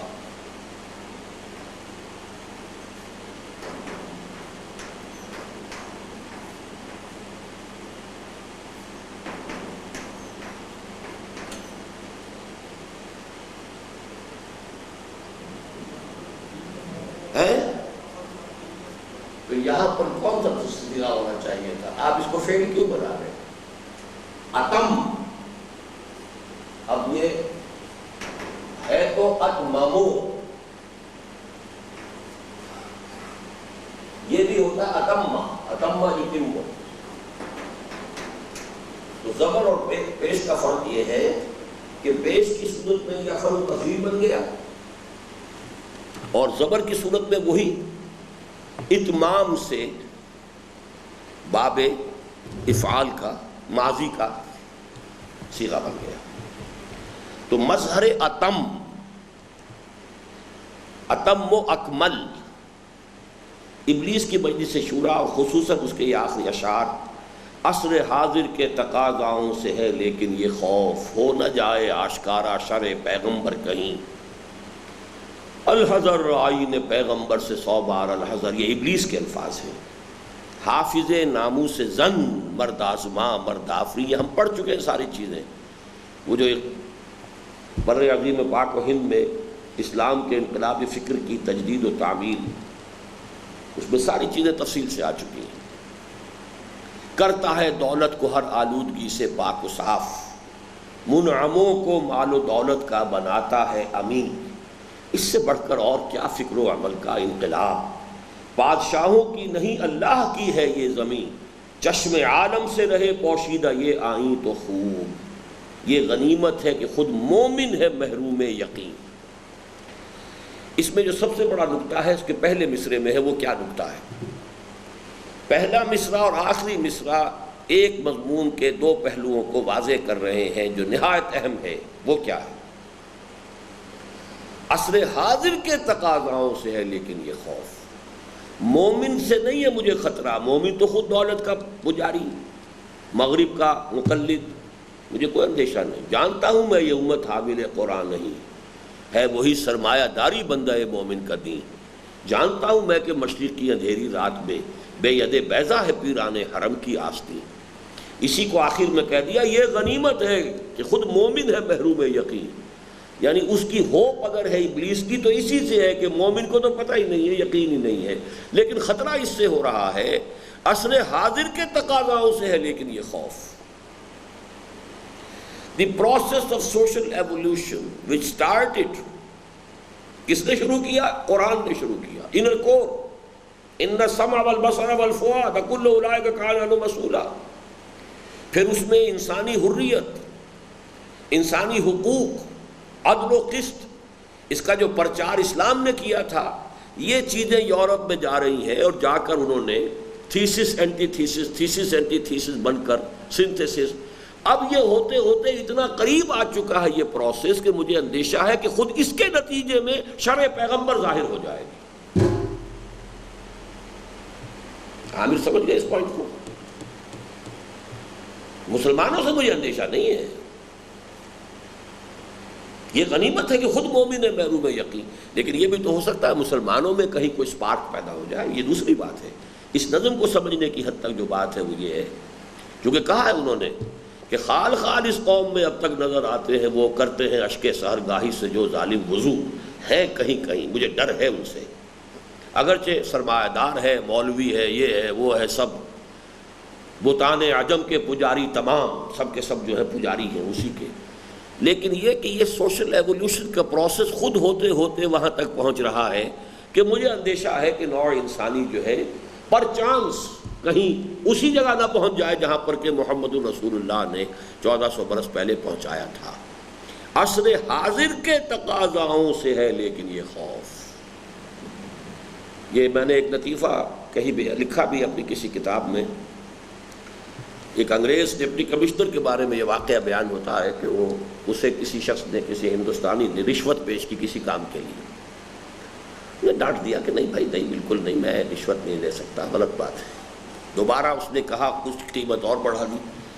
اچھا سر 2000 نہیں 5000 لے لیجیے. وہ بڑھاتے بڑھاتے ایک جگہ جب پہنچا تو اس نے کہا گیٹ آؤٹ. اب وہ حیران ہوا کہ ایک دم کیوں اس کا دماغ بدل گیا. اب تک تو شریفانہ بات کر رہا تھا. اس نے کہا you have reach very close to my price. اب ٹیمپٹیشن جو ہے ناممکن ہو جائے گی میرے لیے. 25,000 تک اگر تم آ گئے تو شاید میرا ایمان اور جو بھی میرا وہ ہے میری دیانت وغیرہ اس کا ابھی تک جو ہے وہ جو تھریش ہولڈ ہے وہ وہاں تک ہے. لیکن اگر یہ تمہاری آفر اور آگے بڑھ گئی immediately get out from here. اس لیے کہ you have reached very close to my price. تو یہ جو اصل میں سوشل ایولیوشن کا پروسیس ہے اور یہ بات ہے جو ہمارے ساتھیوں کو تنظیم کے قریب ترین جو میرے رفقا تھے ان کو بھی میں نے بڑی مشکل سے سمجھائی، ورنہ وہ حزب و تحریر ہو یا کوئی اور مغربی جو بھی مسلمان تحریک مختلف، یہ کوئی نہیں سمجھ سکتے کہ اس ویسٹرن سویلائزیشن میں بھی کوئی خیر کا پہلو ہے، اس کے انسٹیٹیوشنز کے اندر بھی کوئی ایسے ہیں جنہیں ہم اڈاپٹ کر سکتے ہیں۔ جبکہ میں نے اس بات کو واضح کیا ہے کہ جو ویسٹ نے انسٹیٹیوشنز ڈیولپ کیے ہیں وہ ہماری شے ہے، یہ بجلی بھی جیسے انہوں نے ایجاد کی ہے ہم اس سے فائدہ اٹھا رہے ہیں، اسی طریقے سے انسٹیٹیوشن انہوں نے ڈیولپ کیے، بیسک پرنسپلز ہمارے ہیں، ان بیسک پرنسپلز کے ساتھ ان کے انسٹیٹیوشن میں جو شے کمپیٹیبل نہیں ہے اس کو کاٹ کر پھینک دیجئے، لیکن یہ ہے کہ جو کچھ انہوں نے اچیو کیا ہے انہوں نے خون دیا ہے۔ بادشاہوں کے کلچز سے نکلنے کے لیے جو 200 سال پہلے 250 سال پہلے جو انقلاب فرانس آیا کتنا بلڈی تھا، کس قدر خون بہا، تب کہیں جا کر یہ جاگیرداروں کا ہولڈ اور بادشاہت کا ہولڈ جو ہے وہ کمزور پڑا ہے، ورنہ شیر کے منہ میں سے نوالا نکالنا کوئی آسان کام، کتنا خون دیا ہے اب ایرانیوں نے، تب وہ بادشاہ سلامت بھاگے سر سے پیر رکھ کر، سر پر پاؤں رکھ کر، ورنہ کوئی جاتا ہے آرام سے۔ فہد صاحب چھوڑ دیں گے اپنی بادشاہت آرام سے، لاکھوں اربوں کو وہ ختم کروا دے گا اور کروائے گا، اور بہت جلد کروائے گا، زیادہ دور کی بات نہیں۔ امریکہ کا بھی وہ تھریش ہولڈ اب ختم ہونے پر آ رہا ہے، ولیم پیری آیا ہوا ہے، وہ صاف کہہ دیا ہے کہ یہ تو بہت ان سیف ہیں یہ سارے معاملات، اب مزید سیفٹی کیسے ہوگی، حکومت کیسے کرے گی، تو مجرم بنے ہوئے اس وقت۔ شاہ فہد کا بیٹا ہے جو اس کے ساتھ تصویر آئی ہے جس کو وہ سیر کرا رہا ہے وہاں کی، مجرم بنا ہوا ہے۔ دیکھو انہوں نے guarantee the safety of the Americans, اور امریکی جو ہے اتنے مر گئے، توبہ توبہ، وہ تو صدر صاحب رو رہے ہیں، کلنٹن صاحب کی آنکھوں میں آنسو ہیں، وہ رومال سے صاف کر رہے ہیں۔ تو یہ کیا ہوگا، یہ بھٹی بہت جلد دہکنے والی ہے، اور ظاہر بات ہے یہ چیزیں ختم ہونے والی نہیں۔ افغان وار کا یہ جو بھی فال آؤٹ ہے اب اس کی قیمت ان کو دینی پڑ رہی ہے، they will have to pay for it۔ کتنے سعودی یہاں آئے اور ٹریننگ لے کے چلے گئے، آخر اس معاشرے کے اندر ہے، they are very much a part and parcel of that society، کوئی باہر کے لوگ تو نہیں ہیں، یہاں سے لے کے گئے ٹریننگ کریں گے وہ۔ anyhow چلیے، چنانچہ اس مرد قلندر نے تو نہ صرف یہ کہ جوہر دریائے قرآن سفتم، یہ بھی اقبال کا ایک دعویٰ ہے، میں نے دریائے قرآن سے موتی چنے ہیں۔ وہ میں نے آپ کو سنایا تھا کہ اقبال نے کیا کہا، جو مناجات بحضور سرور کونین، گر دلم آئینہ بے جوہر است، ور بحرفم غیر قرآن مزمرست، پردہ ناموس فکرم چاک کن، این خیاباں راز خارم پاک کن، روز محشر خار رسوا کن مرا، بے نصیب از بوسہ پاک کن مرا۔ اے نبی صلی اللہ علیہ وسلم، اگر میرا دل جو ہے آئینہ بے جوہر ہے، اس میں کوئی چمک ہے ہی نہیں، نور ہے ہی نہیں، اور اگر میری شاعری میں، میرے پیغام میں، حرفاً میرے حرف میں قرآن کے سوا کوئی شے مضمر ہے تو میرے فکر کا پردہ چاک کر دیجئے، اس کے ناموس کا پردہ چاک کر دیجئے، اس کی دھجیاں بکھیر دیجئے، اور پھر تو گویا میں ایک کانٹا ہوں جو راستے میں پڑا، اس کانٹے کو اٹھا کر اور راستے کو اس کانٹے سے پاک کر دینا چاہیے، اور روز محشر خار و رسوا کن مرا، قیامت کے دن مجھے ذلیل اور رسوا کیجئے، اور مجھے اپنے قدم کی بوسہ لینے سے، اپنے پائے مبارک کا بوسہ لینے سے محروم کر دیجئے۔ اتنی بڑی بد دعا اقبال دے رہا ہے۔ اس کا دعویٰ تھا کہ میں نے جو کچھ کہا قرآن سے کہا ہے، وہی دعویٰ یہ ہے کہ جوہر دریائے قرآن سفتان، میں نے قرآن مجید کے دریا سے حکمت کے موتی، عمرانی سوچ کی جو رہنمائی مجھے ملی ہے وہاں سے ملی ہے، میں کوئی اپنے پاس سے نہیں کہہ رہا ہوں، میں نے تو وہاں سے موتی جو ہیں چن لیے ہیں، نکالے ہیں دریا سے موتی، کہ مصداق قرآن حکیم کے حقائق و معارف کی دل نشین پیرائے، اور شعری اسلوب میں تعبیر و تعلیم میں اپنی توانائیاں کھپا دیں، بلکہ ساتھ ہی انقلاب کا نعرہ بھی بلند کر دیا۔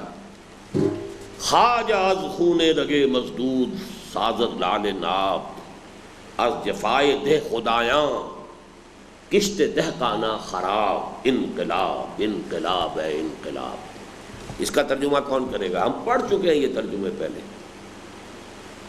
یہ ساری چیزیں آ چکی ہیں۔ اس کا پہلا چیپٹر جو تھا اس کتاب کا، اسلام کا انقلابی فکر کیا تھا، پھر کہاں چلا گیا تھا، پیچھے کیوں فیڈ کر گیا تھا، پھر اقبال نے کیسے اسے زندہ کیا ہے۔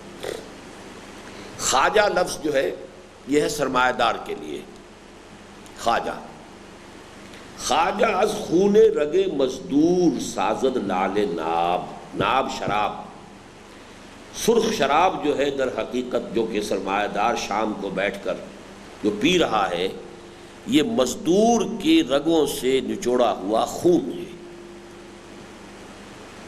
خواجہ از خون رگ مزدور سازد، ساختن بنانا، سازد بنایا، خواجہ نے سرمایہ دار نے مزدور کے رگوں کے خون سے اپنی سرخ شراب کشید کی ہے۔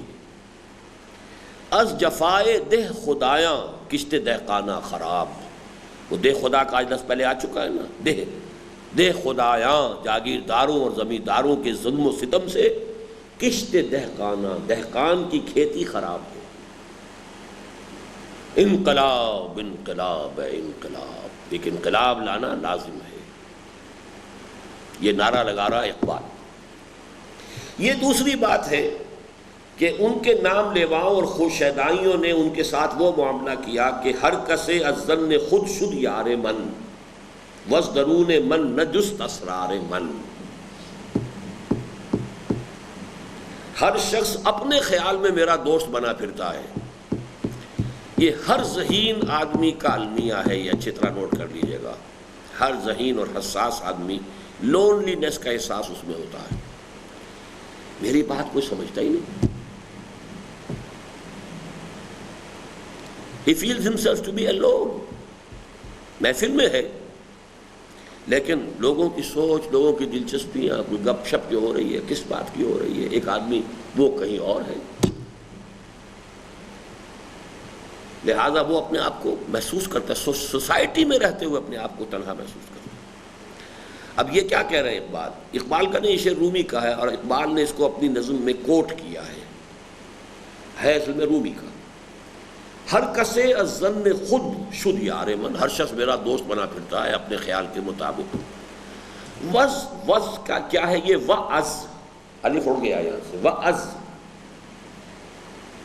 درون من، میرے اندر سے، نہ جست، نہ اس نے تلاش کیا اسرار من، میرے اندر جو چھپے ہوئے راز ہیں۔ کوئی شخص میری اصل بات پر غور نہیں کرتا۔ سر دھن رہے شعروں پر قوالیاں گائی جا رہی ہیں، نور جہاں بیگم بھی اقبال کی نظمیں جو ہیں وہ گا رہی ہیں، اور اقبال بانو بھی گا رہی ہیں اقبال کی نظمیں، لیکن یہ کہ کیا ہے میری شاعری کے ساتھ ہو کیا رہا ہے؟ ہر کسے از ظن خود شد یار من، وز درون من نہ جست اسرار من، میرے اندر سے جو میرے راز ہیں، میری اصل جو تڑپ ہے، میں جس چیز کی دل میں خواہش رکھتا ہوں اس کو کسی کو فکر ہی نہیں اس کی کہ یہ کس مرض کا مریض ہے اور کس دھن میں ہے، یہ اس کی کسی کو فکر نہیں۔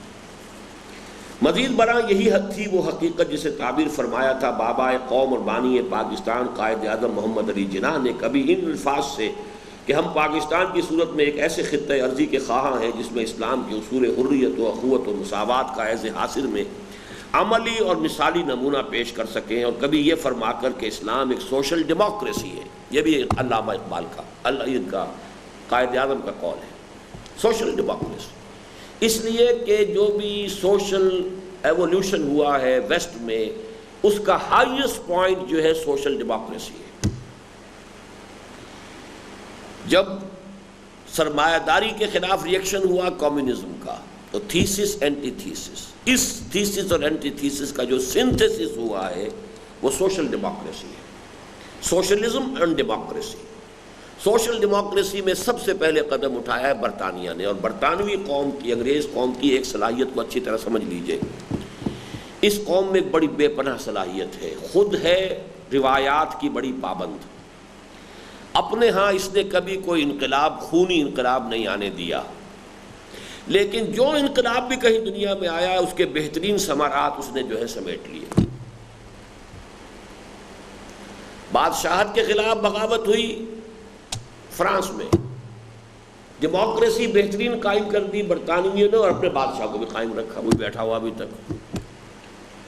ایک جو ہے ہیومن زو جو ہے برقرار رکھا ہوا، وہ روایت بھی، ان کی روایت پرست ہے قوم، بادشاہ ہے، لیکن بہترین ڈیموکریسی بھی لے آئی۔ اسی طریقے سے اگرچہ لندن میں اور انگلینڈ میں بیٹھ کر آخری ٹچز دیے ہیں اینجلز نے اور مارکس نے اپنی کتاب کو، لیکن یہ کہ وہاں کوئی انقلاب نہیں آنے دیا، لیکن سوشل ڈیموکریسی، ٹریڈ یونینزم کی اجازت دے دی۔ مزدور جو ہے وہ اپنی ایک جتھا بنا کر اور وہ بارگیننگ جو ہے وہ اختیار کر سکتے ہیں سرمایہ دار کے ساتھ، اور نمبر 2 ان امپلائمنٹ الائنس دے کر بہترین جو ہو سکتا تھا اس کا حاصل۔ تو best results and best fruits of all the revolutions they gathered, لیکن اپنے ہاں کوئی سڈن چینج، کوئی والکینک ایرپشن، کوئی ایکسپلوژن، کوئی فساد یہ نہیں ہونے دیا۔ یہ ہے اس قوم کا خاصہ۔ تو سوشل ڈیموکریسی کی طرف بھی پہلا قدم انہوں نے بڑھایا، اگرچہ اس میں یقیناً کوئی اس میں شک نہیں ہے کہ اسکینڈینیوین کنٹریز ان سے آگے نکل گئے، لیکن یہ کہ یہ ایک قائد اعظم نے بھی سوشل ڈیموکریسی اسی معنی میں کہا تھا کہ قریب ترین جو آتا ہے اسلام کے وہ در حقیقت سوشل ڈیموکریسی ہے۔ لیکن افسوس کہ علامہ اقبال تو خالص مسنون عمر میں پاکستان کے قیام سے لگ بھگ 10 سال قبل ہی دنیا سے رخصت ہو گئے تھے۔ خالص مسنون عمر کتنی ہے؟ 61، اور اقبال پورے 61 کے بھی نہیں ہوئے تھے، یوں سمجھیے کہ تقریباً 60.5، that was the age. Quaid Azam مرحوم بھی قیام پاکستان کے بعد کل 1 سال زندہ رہے، اور ان کے بعد ان کی عوامی تحریک کا ثمرہ اچک لیا اولاً نوابوں اور نوابزادوں اور زمینداروں، جاگیرداروں اور وڈیروں نے، اور بعد ازاں اس میں مستقل حصے دار تو بن گئے کچھ نئے اور پرانے سرمایہ دار، اور باری باری حصہ بٹاتے رہے اعلیٰ سول اور فوجی عہدیدار، جس کے نتیجے میں قانون قدرت کے عین مطابق عوامی سطح پر ایک شدید احساس محرومی پیدا ہوا جو اندر ہی اندر سلگنے والی آگ کے مانند بڑھتا چلا گیا۔ اور اچھی طرح جان لیجئے کہ اسی احساس محرومی کی پرزور ترجمانی کی تھی ذوالفقار علی بھٹو نے، جس نے پاکستان کی سیاست کے اس نئے دور اور زوردار عوامی دھارے کو جنم دیا تھا، جس کی ایک طوفانی لہر پر سوار ہو کر وہ اب سے 15 سال قبل خود ایوان اقتدار تک پہنچے تھے۔ یعنی تصورات تو وہ تھے پاکستان کے، بالفعل پاکستان میں اقبال تو خیر 10 سال پہلے ہی فوت ہو چکے تھے، علامہ اور قائد اعظم بھی شاید ڈیموکریسی کی طرف آتے، اور حال ہی میں مجھے معلوم ہوا کہ خود لیاقت علی خان بھی جاگیرداری کو توڑنے کے لیے یہاں پر آمادہ تھے، چاہتے تھے، اور ان کو جو سین سے ہٹایا گیا اس کا سبب یہی ہے۔ ایک یہ سبب، دوسرا سبب یہ بیان کیا گیا ہے، یہ میرے علم میں نہیں تھا، کہ انہوں نے جو دوسری یوم پاکستان کی پریڈ ہوئی تھی اس میں 14 مسلمان ملکوں کے دستے بلوا لیے تھے، ان کی پریڈ ہوئی ہے بندر روڈ کراچی میں، اور بڑا جوش و خروش پیدا ہو گیا تھا، اور اس نے کہا تھا بھارت کو مخاطب کرتے ہوئے کہ دنیا ہمیں اکیلا نہ سمجھے۔ تو ایک صاحب جو آئی وٹنس تھے، اس کے آج کل وہ جدے میں رہتے، انہوں نے بتایا کہ خاص طور پر جب ترکش جو تھا ڈیٹیچمنٹ جب وہ گزرا ہے تو وہ جوش و خروش کا عالم تھا۔ ترکوں سے تو ہندوستانیوں کو بہت محبت رہی ہے، اور ترکوں کو ہندوستان سے بہت محبت رہی ہے، اس لیے کہ تحریک خلافت چلی صرف یہاں، اور تو دنیا میں کہیں چلی نہیں، پاکستان ہندوستان کے اندر۔ تو یہ بھی دنیا نے محسوس کر لیا تھا کہ خطرہ ہے۔ ایک طرف قرارداد مقاصد پاس ہو گئی، دوسری طرف یہ پین اسلامیزم کی طرف قدم اٹھ رہا ہے، 14 ملکوں کے دستے جو ہے یہاں پر ان کی فریڈم، ان کی جو ہے یہ یوم استقلال کے جو اس میں آ گئے ہیں مارچ میں۔ تو اس کے بعد تو بہرحال یعنی آخر کار اس کا کانٹا نکالنا ہی تھا۔ یعنی ہاں واضح رہے کہ اس وقت مجھے نہ بھٹو صاحب کی ذات اور شخصیت سے کوئی بحث ہے، نہ ان کی سیرت و کردار سے، اور نہ ان کے خلوص یا عدم اخلاص کے بارے میں کوئی گفتگو کرنی ہے، نہ ان کی اہلیت یا نااہلیت کے بارے میں کوئی فیصلہ دینا ہے، بلکہ فی الوقت میری گفتگو صرف اور صرف پاکستان کی عوامی سیاست کے درمیانی دھارے کی اس انر کور کی تعین و تشخیص سے متعلق ہے، جس نے اس میں وہ قوت و مقاومت پیدا کر دی ہے کہ پاکستان کی تاریخ کے طویل ترین مارشل لاء سے بھی اس کے جوش و خروش میں کوئی کمی نہیں آئی۔ 11 برس ایم آر ڈی جس طریقے سے الجھتی رہی ہے ضیاء الحق کی طاقت کے ساتھ، فوج کی حکومت، یہ پاکستان میں اس سے پہلے سوال ہی پیدا نہیں ہوتا تھا۔ وہ تو ایک عوامی دور کا آغاز بھی بھٹو نے کیا تھا، اور پھر پیپلز پارٹی واحد جماعت تھی کہ جس نے کہ اس ریزسٹنس کو برقرار رکھا ہے مارشل لاء کے خلاف، جن میں کوئی شک نہیں۔ Give the devil his due, شیطان کا بھی اگر کوئی حق ہے تو اس کو دیا جانا چاہیے۔ They did it۔ اور جس قدر زبردست ایک ایکسپلوژن ہوا تھا سندھ کے اندر ایم آر ڈی کی موومنٹ کا، وہ تو اندرا گاندھی چوک گئی پاکستان کو، ابھی اللہ تعالیٰ نے ابھی ایگزسٹنس کا ایک جو ہے جو بھی لیز ہے وہ ابھی رکھی ہوئی ہے، رسی دراز کی ہے، ورنہ اسی وقت پاکستان ختم تھا۔ اگر ایکسپلوسوس بھی ہوتے اس وقت سندھیوں کے پاس، پاکستان ختم تھا۔ یعنی ریل کی پٹریوں میں سلیپروں کو آگ لگا رہے ہیں آج کے زمانے میں، اور یہ طریقے کچھ ایکسپلوسوز ان کے پاس ہوتے، اگر انہیں اکراس دی بارڈر سے وہ مدد مل گئی ہوتی تو وہ 2-4 جگہ سے لائن توڑ دیتے۔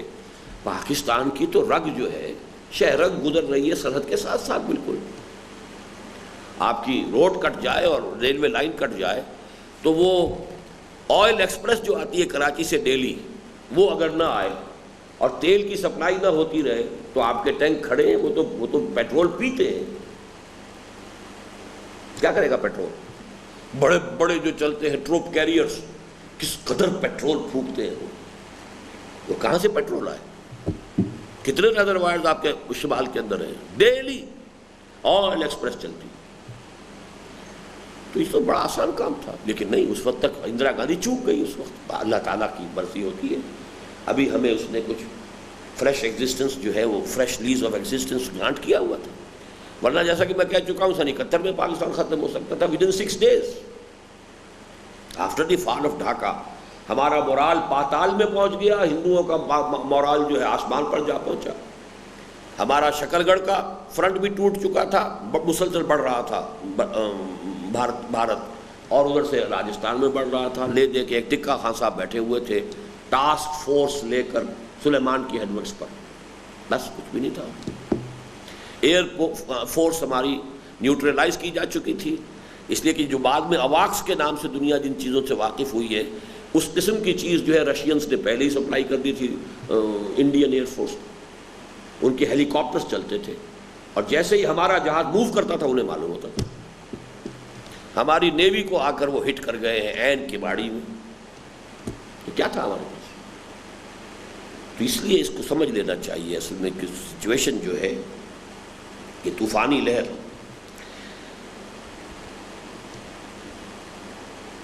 کہ پاکستان کی تاریخ کے طویل ترین مارشل لا سے بھی اس کے جوش و خروش میں کوئی کمی نہیں آئی، چنانچہ مارشل لا کے ذرا پس منظر میں جاتے ہی، جیسے ہی وہ مارشل لا ختم ہوا، جنیجو کی حکومت آئی، اگرچہ ضیاء الحق تو موجود تھا ویری مچ دیر، لیکن اس کے جاتے ہی اس کی طوفانی لہر سامنے آ گئی، جس کے اوپر سوار ہو کر پھر بے نظیر آئی تھی یہاں پر، اور لاہور کے اندر جو ایک اس کا استقبال ہوا تھا۔ اگرچہ یہ تو وقت ہی بتائے گا کہ اس بار اس پر سواری بھٹو مرحوم کی صاحبزادی مس بے نظیر کرتی ہیں، یا ان کے سابق رفیق کار مسٹر جتوئی، یا ان کی ایک نظر بندی کے دوران ان کے خلا کو پر کرنے والے air marshal retired Asghar Khan, یا کوئی اور۔ یعنی یہ لہر تو ہے، ایک احساس محرومی ہے لوگوں کے اندر۔ اب اس لہر پر سوار کون ہوتا ہے؟ آیا بے نظیر، یا فرض کیجئے بے نظیر اہل ثابت نہ ہوتی، اس میں اتنے گٹس نہ ہوتے، وہ سختیاں نہ جھیل سکتی، اس نے بھی ثابت کیا کہ اس کے اندر بھی گٹس تھے۔ اس نے جیسے اب کوئی یعنی لاٹھی جو ہے شاید پڑی ہے قاضی صاحب کے سر پر بھی، ٹوپی ان کی گری ہے، ایسے اس کے ہاتھ کے اوپر بھی چوٹ آئی تھی، سب کچھ ہوا تھا۔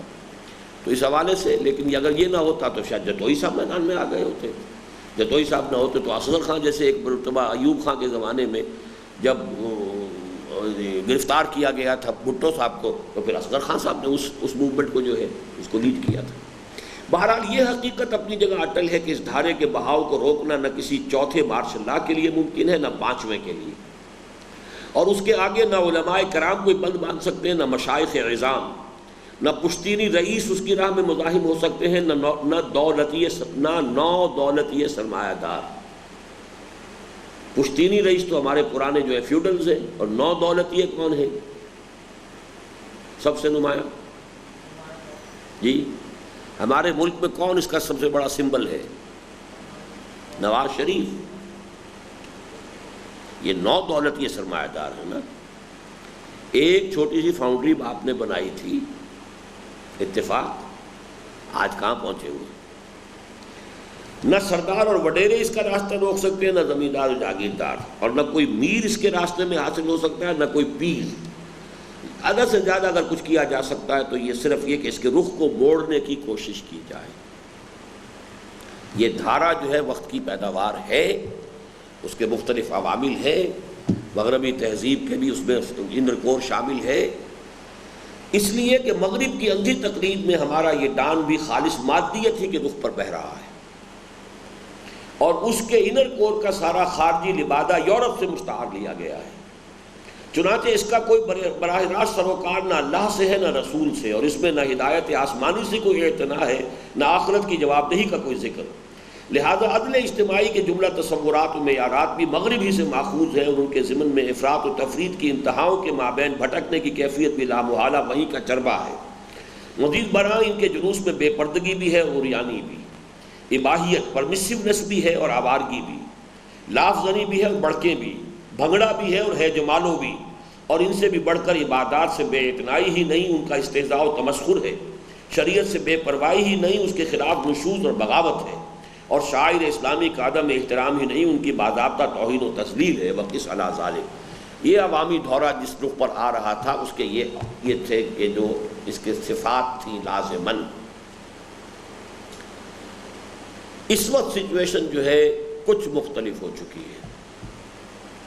کیا مختلف ہو چکی ہے؟ کوئی صاحب ذرا بتائیں مجھے۔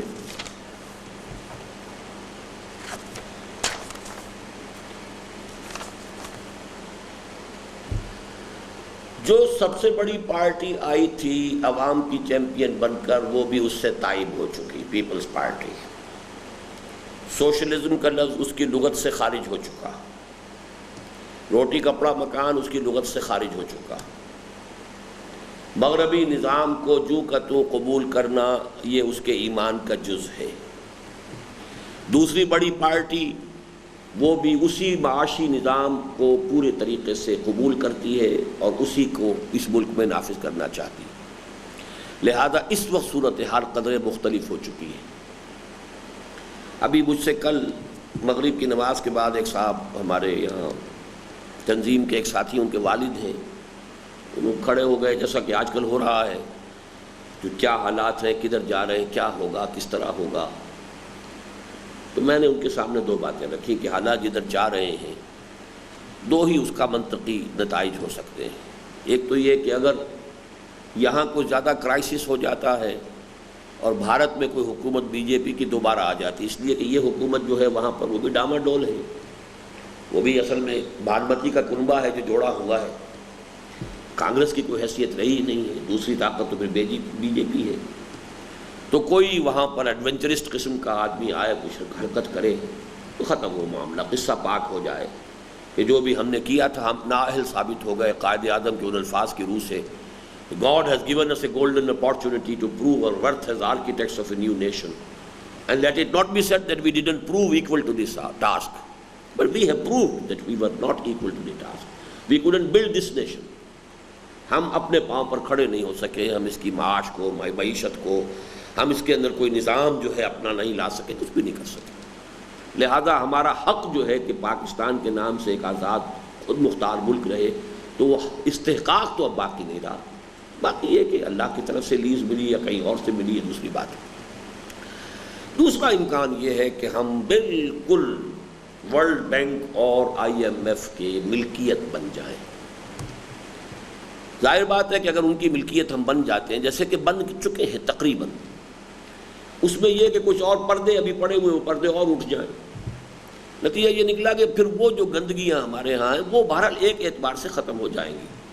بجلی کا معاملہ اگر ان کے ہاتھ میں آ جائے کہ ٹرانسمیشن اور ڈسٹریبیوشن ان کے ہاتھ میں، تو پھر بجلی کی چوری نہیں ہوگی، پھر ٹیکس ایوائڈ کوئی نہیں کر سکے گا، وہ تو پھر خون نچوڑیں گے اندر سے، اسی میں سے انہیں اپنی شراب بھی نکالنی ہے، اسی میں سے وہ بھی نکالنا ہے کہ اس ملک کے اندر بھی لوگ حیوانوں کی طرح زندہ رہیں، انہیں حیوان بھی بنانا ہے۔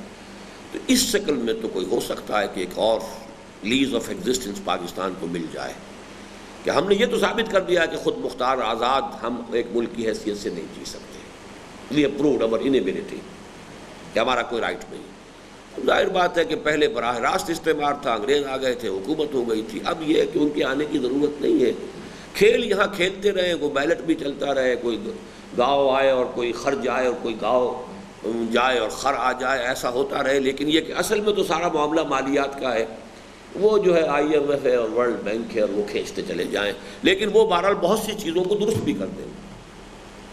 کم سے کم وہ جو ظاہری قسم کی اپرنٹ قسم کی خوشحالی ہے وہ تو یہاں ہوگی. پھر جو کام کرے گا اسے روٹی ملے گی، روٹی نہیں ملے گی تو کل کام کیسے کرے گا وہ؟ اس کو روٹی ملے گی. چاہے یہ ہے کہ اس میں سے سب کچھ جو ہے کھینچ کر وہ لے جائیں گے. یہ نظام ہے. ان کا کہ ہاں یہ بات معلوم ہوتی ہے کہ یہی ہوگی. میں نے کہا میں تو کمٹ نہیں کرنا چاہتا، کیا ہوگا کیا نہیں ہوگا یہ تو اللہ کو پتہ ہے. ہم تو لگے ہوئے دیوانوں کی مانند کہ کوئی تیسری شکل نکل سکے کوئی ملک اس ملک کے اندر، کوئی پتہ نہیں.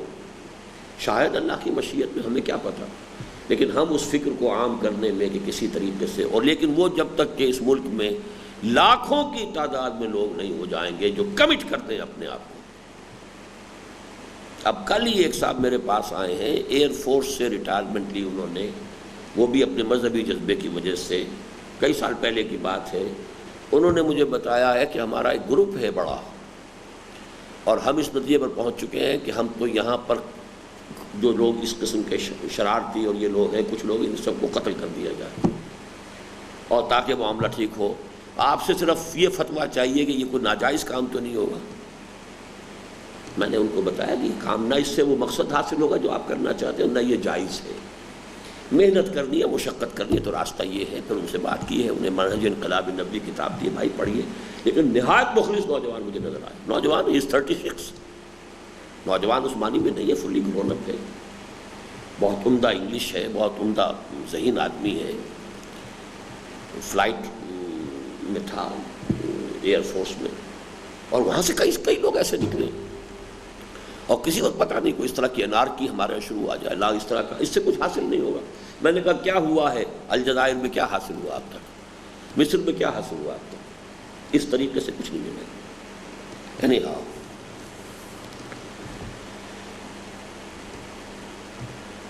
فکر اقبال کی روشنی میں اس صورتحال کا علاج بھی اس کی کلی نفی، ٹوٹل نگیشن اور بحثیت مجموعی رد کر دینے، ٹوٹل ریجیکشن میں نہیں بلکہ اس کے صحیح جز کو قبول کرتے ہوئے غلط جز کی اصلاح میں مضمر ہے.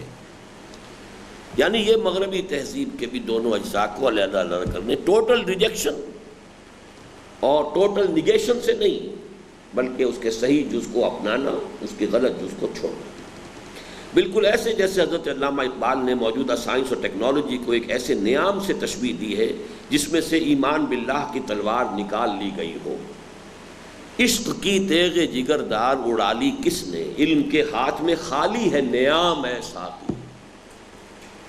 گویا نیام تو اپنی جگہ درست اور کارآمد ہے، ضرورت صرف اس کی ہے کہ اس میں تلوار داخل کی جائے. اسی طرح علم جدید میں فی نفس ہی کوئی شے غلط نہیں ہے، اور کائنات کے بارے میں معلومات کا جو عظیم خزانہ اس نے جمع کیا ہے وہ اپنی جگہ متاع بے بہا ہے. ضرورت صرف اس امر کی ہے کہ اس میں خالق کائنات کی معرفت و محبت کی چاشنی گھول دی جائے. یہی وجہ ہے کہ حضرت علامہ نے اپنے اس مشہور اور متنازع فارمولے میں کہ Marxism plus God is equal to Islam, مغرب کے مادی فکر کی منطقی انتہا. دیکھیے کمیونزم پلس گاڈ اسلام نہیں کہا ہے اقبال نے، بڑا فرق ہے اس میں. مارکسزم از اے فلسفی، وہ فلسفی کیا ہے؟ وہی جدلی مادیت ہے.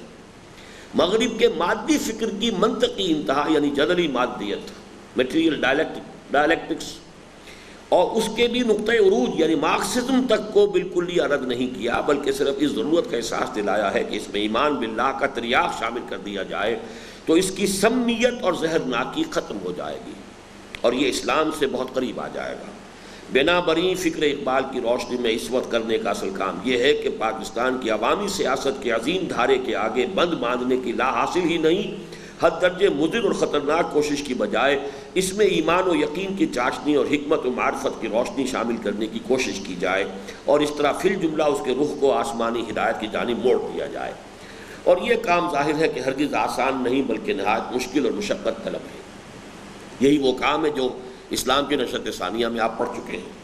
البتہ اس کے ضمن میں ایک بہت اہم اور مؤثر کردار ادا کر سکتے ہیں وہ لوگ جو اقبال کے مداح و شیدائی اور ان کے فکر و فلسفہ اور حکمت و بصیرت سے فیض حاصل کرنے والے اور خود کو ان کی جانب منسوب کرنے والے ہیں. اس لیے کہ اقبال کے متذکرہ بالا فارمولے کے مانند ایک بظاہر نہایت سادہ لیکن بباطن حد درجے محکم فارمولہ یہ بھی ہے کہ، اب اس کو دیکھیے، یہ ہماری سوچ کا خلاصہ ہے، پاکستان کی بقا اور استحکام صرف اور صرف اسلام سے وابستہ ہے اور احیاء اسلام کا واحد ذریعہ ہے تجدید ایمان. اور ایمان کا واحد منبع اور سرچشمہ قرآن حکیم، اور دور حاضر میں قرآن کا ایک نہایت اہم احیاء قرآن کا ایک اہم اور مؤثر ذریعہ ہے فکر و کلام اقبال۔ یہ 4 درجے نیچے اترا ہوں میں۔ پاکستان کا بقا و استحکام اسلام کے سوا کسی شے میں نہیں۔ اسلام کو زندہ کرنا ہے تو ایمان کا احیاء لازم ہے۔ ایمان کی سورس، خاص طور پر شعوری ایمان کی سورس سوائے قرآن کی اور کوئی نہیں، اور قرآن کی حکمت اور فلسفے تک رسائی کی راہ یسیر، آسان راستہ علامہ اقبال کا کلام اور فکر ہے۔ 4 سٹیپس۔ اس لیے کہ جیسے کہ میں نے ہمیشہ کہا ہے اور علی وجہ البصیرت کہا ہے، اور آج پھر کہہ رہا ہوں اور ڈنکے کی چوٹ کہہ رہا ہوں، کہ عہد حاضر کے ذہنی و فکری ظروف و احوال میں قرآن حکیم کی عظمت کا جس قدر انکشاف اقبال پر ہوا اور کسی پر نہیں ہوا، اور موجودہ دور کی اعلیٰ ترین علمی و فکری سطح پر قرآن کے علم و حکمت اور ہدایت و معرفت کی تعبیر و تبیین اور تشریح و توضیح کی ہے صرف اور صرف اقبال۔ باقی لوگ خوشاچین ہیں اقبال کے، انکلوڈنگ مولانا مودودی، بلکہ بعض اعتبارات سے Maulana Maududi up to the mark نہیں رہے، اور خاص طور پر زمین کے سود تک مولانا مودودی کی رسائی نہیں ہوئی۔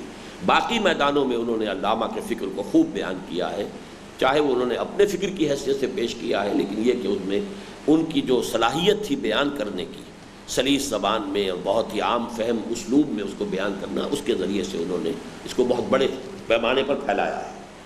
لیکن اس کے لیے اقبال کے مداحوں اور شیدائیوں کو پیش کر غافل عمل کوئی اگر دفتر میں ہے کہ مصداق کردار اور عمل کے میدان میں اترنا ہوگا، اور حلقہ اقبال کو محض ایک روایتی اور ثقافتی طائفے کی صورت اختیار کرنے بلکہ شدت احساس کے لیے معذرت خواہ ہوں، مزار اقبال کے مجاوروں کی حیثیت اختیار کرنے کی بجائے خود اقبال کی خانقاہ سے بھی باہر نکل کر رسم شبیری ادا کرنی ہوگی۔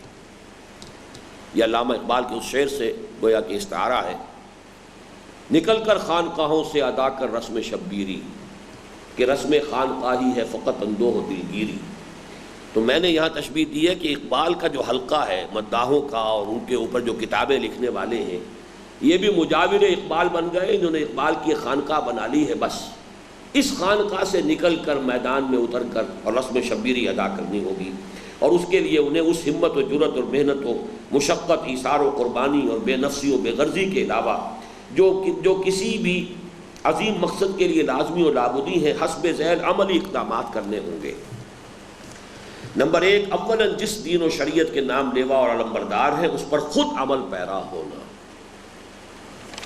اور اگر جان کی امان پاؤں تو عرض کروں گا کہ اقبال کے مداحوں اور شیدائیوں کے لیے سب سے مشکل اور کٹھن مرحلہ یہی ہے، اس لیے کہ انہوں نے خود اقبال کی بے عملی کو سند کا درجہ دے دیا ہے۔ اقبال نے بھی داڑھی نہیں رکھی تھی تو ہم کیوں رکھیں؟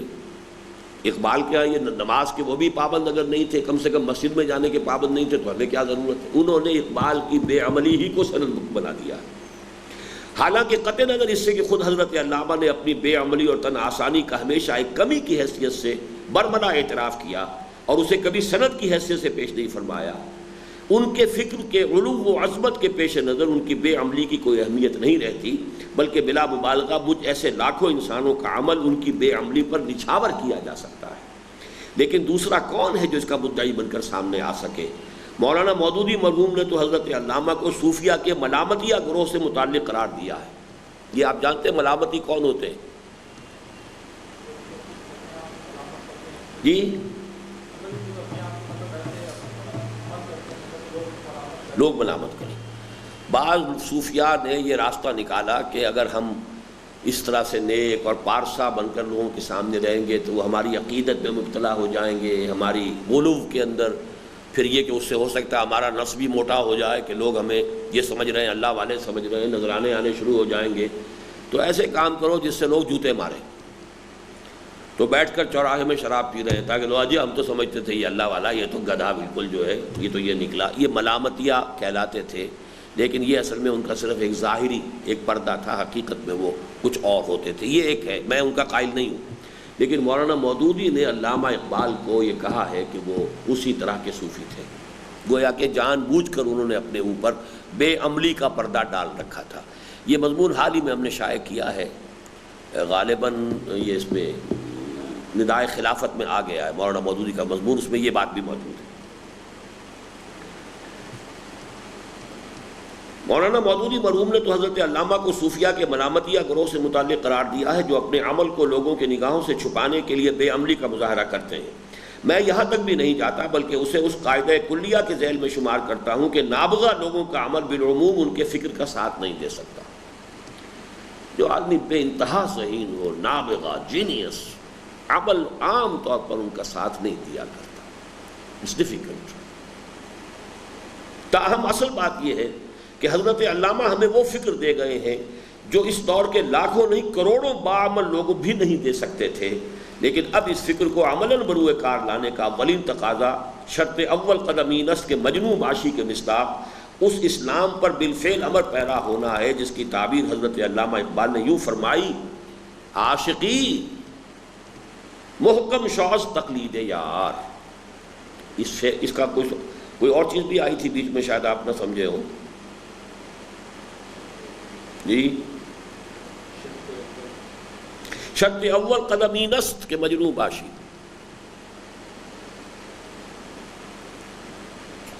در رہے منزل لیلا کے خطر ہاست بسے۔ لیلا اور مجنوں تو مشہور ہے نا، کہ لیلا کی منزل تک پہنچنے میں بہت سے خطرات ہیں۔ در رہے منزل لیلا کے خطر ہاست بسے، شرط اول قدمی نست کے مجنوں باشی۔ تو پہلا قدم اس راستے میں رکھنے کی شرط یہ ہے کہ تم مجنوں بنو۔ مطلب یہ کہ کیلکولیٹنگ مائنڈ کے ساتھ نہیں آدمی ادھر چل سکتا، وہ تو جب دھن سوار ہو جائے، جب کسی پر جو ہے کسی شے کی، کسی مقصد کا عشق اس درجے ہو جائے کہ ہر چے بادہ باد، اب جو ہو سو، ماں کشتی درآب انداختیں، ہم نے تو اپنی کشتی جو ہے اب دریا میں ڈال دی ہے، اب یہ ڈوبے تیرے، یہ تیرے گی تو ہم تیریں گے، یہ ڈوبے گی تو ہم ڈوب جائیں گے۔ ہر چے بادہ باد ماں کشتی درآب انداختیں، اب جو ہونا ہے ہو جائے، کوئی پرواہ نہیں۔ تو جب تک یہ کیفیت نہ ہو، یہ کمٹمنٹ کی ڈیپتھ نہ ہو، اس وقت تک یہ کہ انسان شریعت پر عمل کر سکے ممکن نہیں۔ لیکن اقبال نے کیا کہا، دوسرا مصرع کیا، عاشقی، یہاں آگے سوالیہ نشان ہے۔ تم عاشق ہو محمد کے صلی اللہ علیہ وسلم، یہاں پر اصل میں حضور سے مراد ہے۔ محکم شو از تقلید یار، تو جو تمہارے محبوب ہیں محمد صلی اللہ علیہ وسلم، ان کی تقلید کے ذریعے سے، ان کی پیروی کرنے سے، ان کے اتباع سے اپنے آپ کو پختہ کرو۔ یہ تقریباً وہی مضمون ہے جو قرآن مجید میں آیا ہے، ان کنتم تحبون اللہ فاتبعونی یحببکم اللہ۔ اگر تم اللہ کے سے محبت کرتے ہو تو کہا گیا کہ اے حضور کہہ دیجئے کہ میرا اتباع کرو۔ تو اب عاشقی دونوں طرف جا سکتا ہے، حضور کے عاشق ہو یا اللہ کے عاشق ہو۔ عاشقی، ان کنتم تحبون اللہ، اگر تم اللہ کی محبت کرتے ہو، فاتبعونی، تو میری پیروی کرو، یحببکم اللہ، اللہ تم سے محبت کرے گا۔ عاشقی محکم شو از تقلید یار، یعنی اللہ تعالیٰ کی محبت ہے یا رسول کی محبت ہے تو اس کے لیے تمہیں تقلید اختیار کرنی پڑے گی۔ پختگی ہوگی تو حضور صلی اللہ علیہ وسلم کی تقلید سے، اتباع سے۔ اس ضمن میں اس مغالطے پر مستضاد جس تضاد کا مظاہرہ علامہ مرحوم کے حلقہ بگوشوں میں نظر آتا ہے، یعنی مغالطہ کیا کہ ان کی بے عملی ہی کو انہوں نے اپنے لیے سند قرار دے لیا، لیکن اس کے علاوہ جو ایک اور ہے تضاد، اس کی ادنا مثال یہ ہے کہ بالفرض وہ داڑھی اس لیے نہیں رکھتے کہ علامہ نے نہیں رکھی، تو اسی کی دلیل کے تحت اپنے گھروں میں پردہ کیوں راج نہیں کرتے، حالانکہ اس موضوع پر حضرت علامہ کے افکار و آراء بھی نہایت واضح اور روز روشن کی طرح آیا ہے، اور ان کا عمل تو اس سے بھی کہیں زیادہ روشن اور تابناک ہے۔ علامہ اقبال کے ہاں پردہ تھا، آج ان کے بیٹے کے ہاں کیا ہے اس کو چھوڑ دیجئے آپ، ان کی بھی بہو جو ہے وہ کس حال میں، اس کو چھوڑ دیجئے، لیکن علامہ کے ہاں تو تھا، سر سید کے ہاں تھا، کتنا سخت تھا کہ ہماری عورتوں جو ہیں وہ تو غیر عورتوں کے سامنے بھی نہیں آ سکتی۔ تو اب ایک طرف اگر ان کے عمل سے آپ دلیل لے رہے ہیں تو ان کے عمل کی اس میں پیروی کیجئے، پھر نہیں کرتے تو ایک مغالطہ وہ، تو دونوں طرف سے گویا کہ چت بھی اپنی پٹ بھی اپنی۔ شریعت سے آزاد ہونے کے لیے بعض پہلوؤں میں اقبال کو سند کے طور پر، دلیل کے طور پر استعمال کر لیا، بعض چیزیں جس کے اندر کہ اقبال کا عمل ہے شریعت کا اس کو بھی چھوڑ دی۔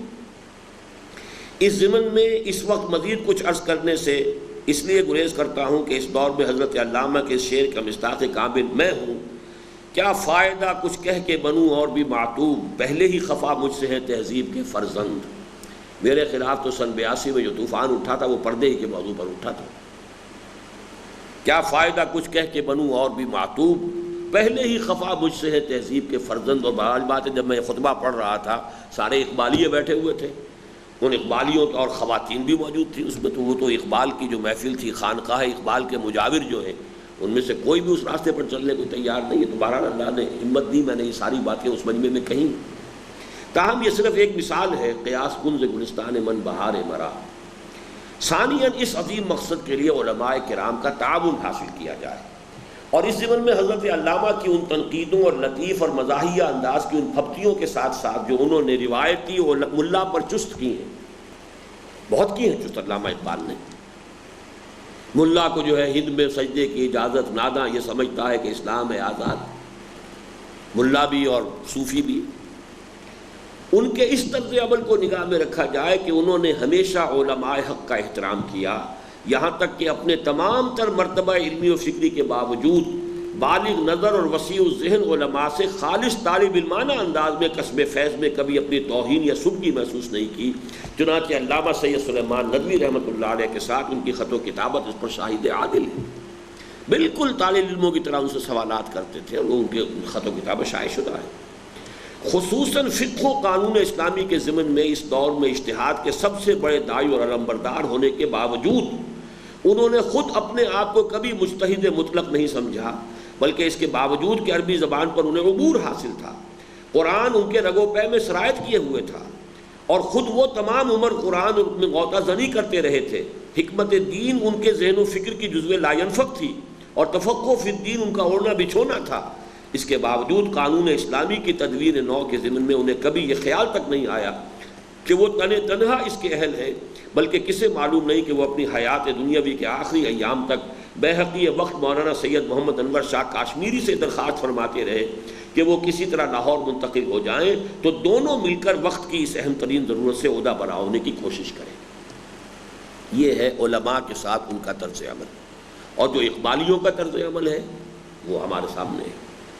اس زمین میں قدیم اور جدید کے امتزاج کی جس قدر فکر اور خواہش حضرت علامہ کو تھی، اسی کا ایک مظہر یہ بھی ہے کہ مولانا سید ابوالعالیٰ مودودی مرحوم و مغفور کی تحریروں میں اس امتزاج کی جھلک دیکھ کر حضرت علامہ نے انہیں دکن کی سنگلاخ زمین سے ہجرت کر کے پنجاب آنے کی دعوت دی، اور اپنے ایک عقیدت مند چودھری نیاز علی مرحوم کے ذریعے 5 دریاؤں کی سرزمین میں ان کے لیے تمکن کی سبیل پیدا فرما دی۔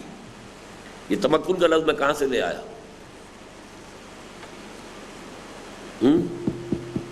کہیں ذہن گیا؟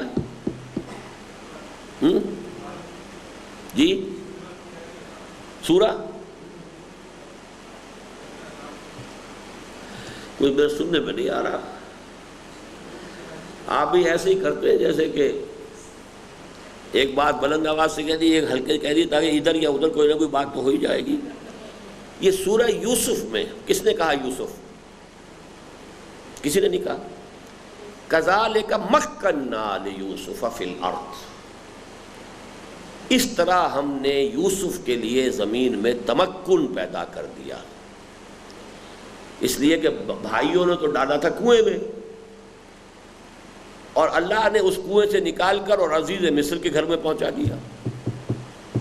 یعنی اس وقت کے کلچر، ثقافت، تہذیب کا مرکز، پھر اس تہذیب اور اس ثقافت کے مرکز کا بھی صدر مقام جو اس وقت کا سب سے بڑا عہدیدار تھا اس کے گھر میں، اور وہاں جو بھی آتے تھے عمائد سلطنت آتے تھے اور لوگ آتے تھے، ان کی گفتگویں سنتے تھے، اس سے ان کی جو ہے ٹریننگ ہوئی ہے۔ وَلِيُعَلِّمَهُ مِن تَعْوِيلِ الْأَحَادِيثِ، باتوں کی تہ تک پہنچنا، دور اندیشی، یہ اصل میں وہ ساری محفلیں جو ہیں وہاں پر ان کی گفتگویں جو ہوتی تھی، یہ سارا اللہ نے ایک سبیل پیدا کر دی۔ مولانا مودودی اگر اپنے طور پر کہیں آتے یہاں، کہاں مکان لیتے، کہاں جگہ ڈھونڈتے، کہاں ٹھہرتے، کہاں ان کے پاس اتنا سرمایہ تھا۔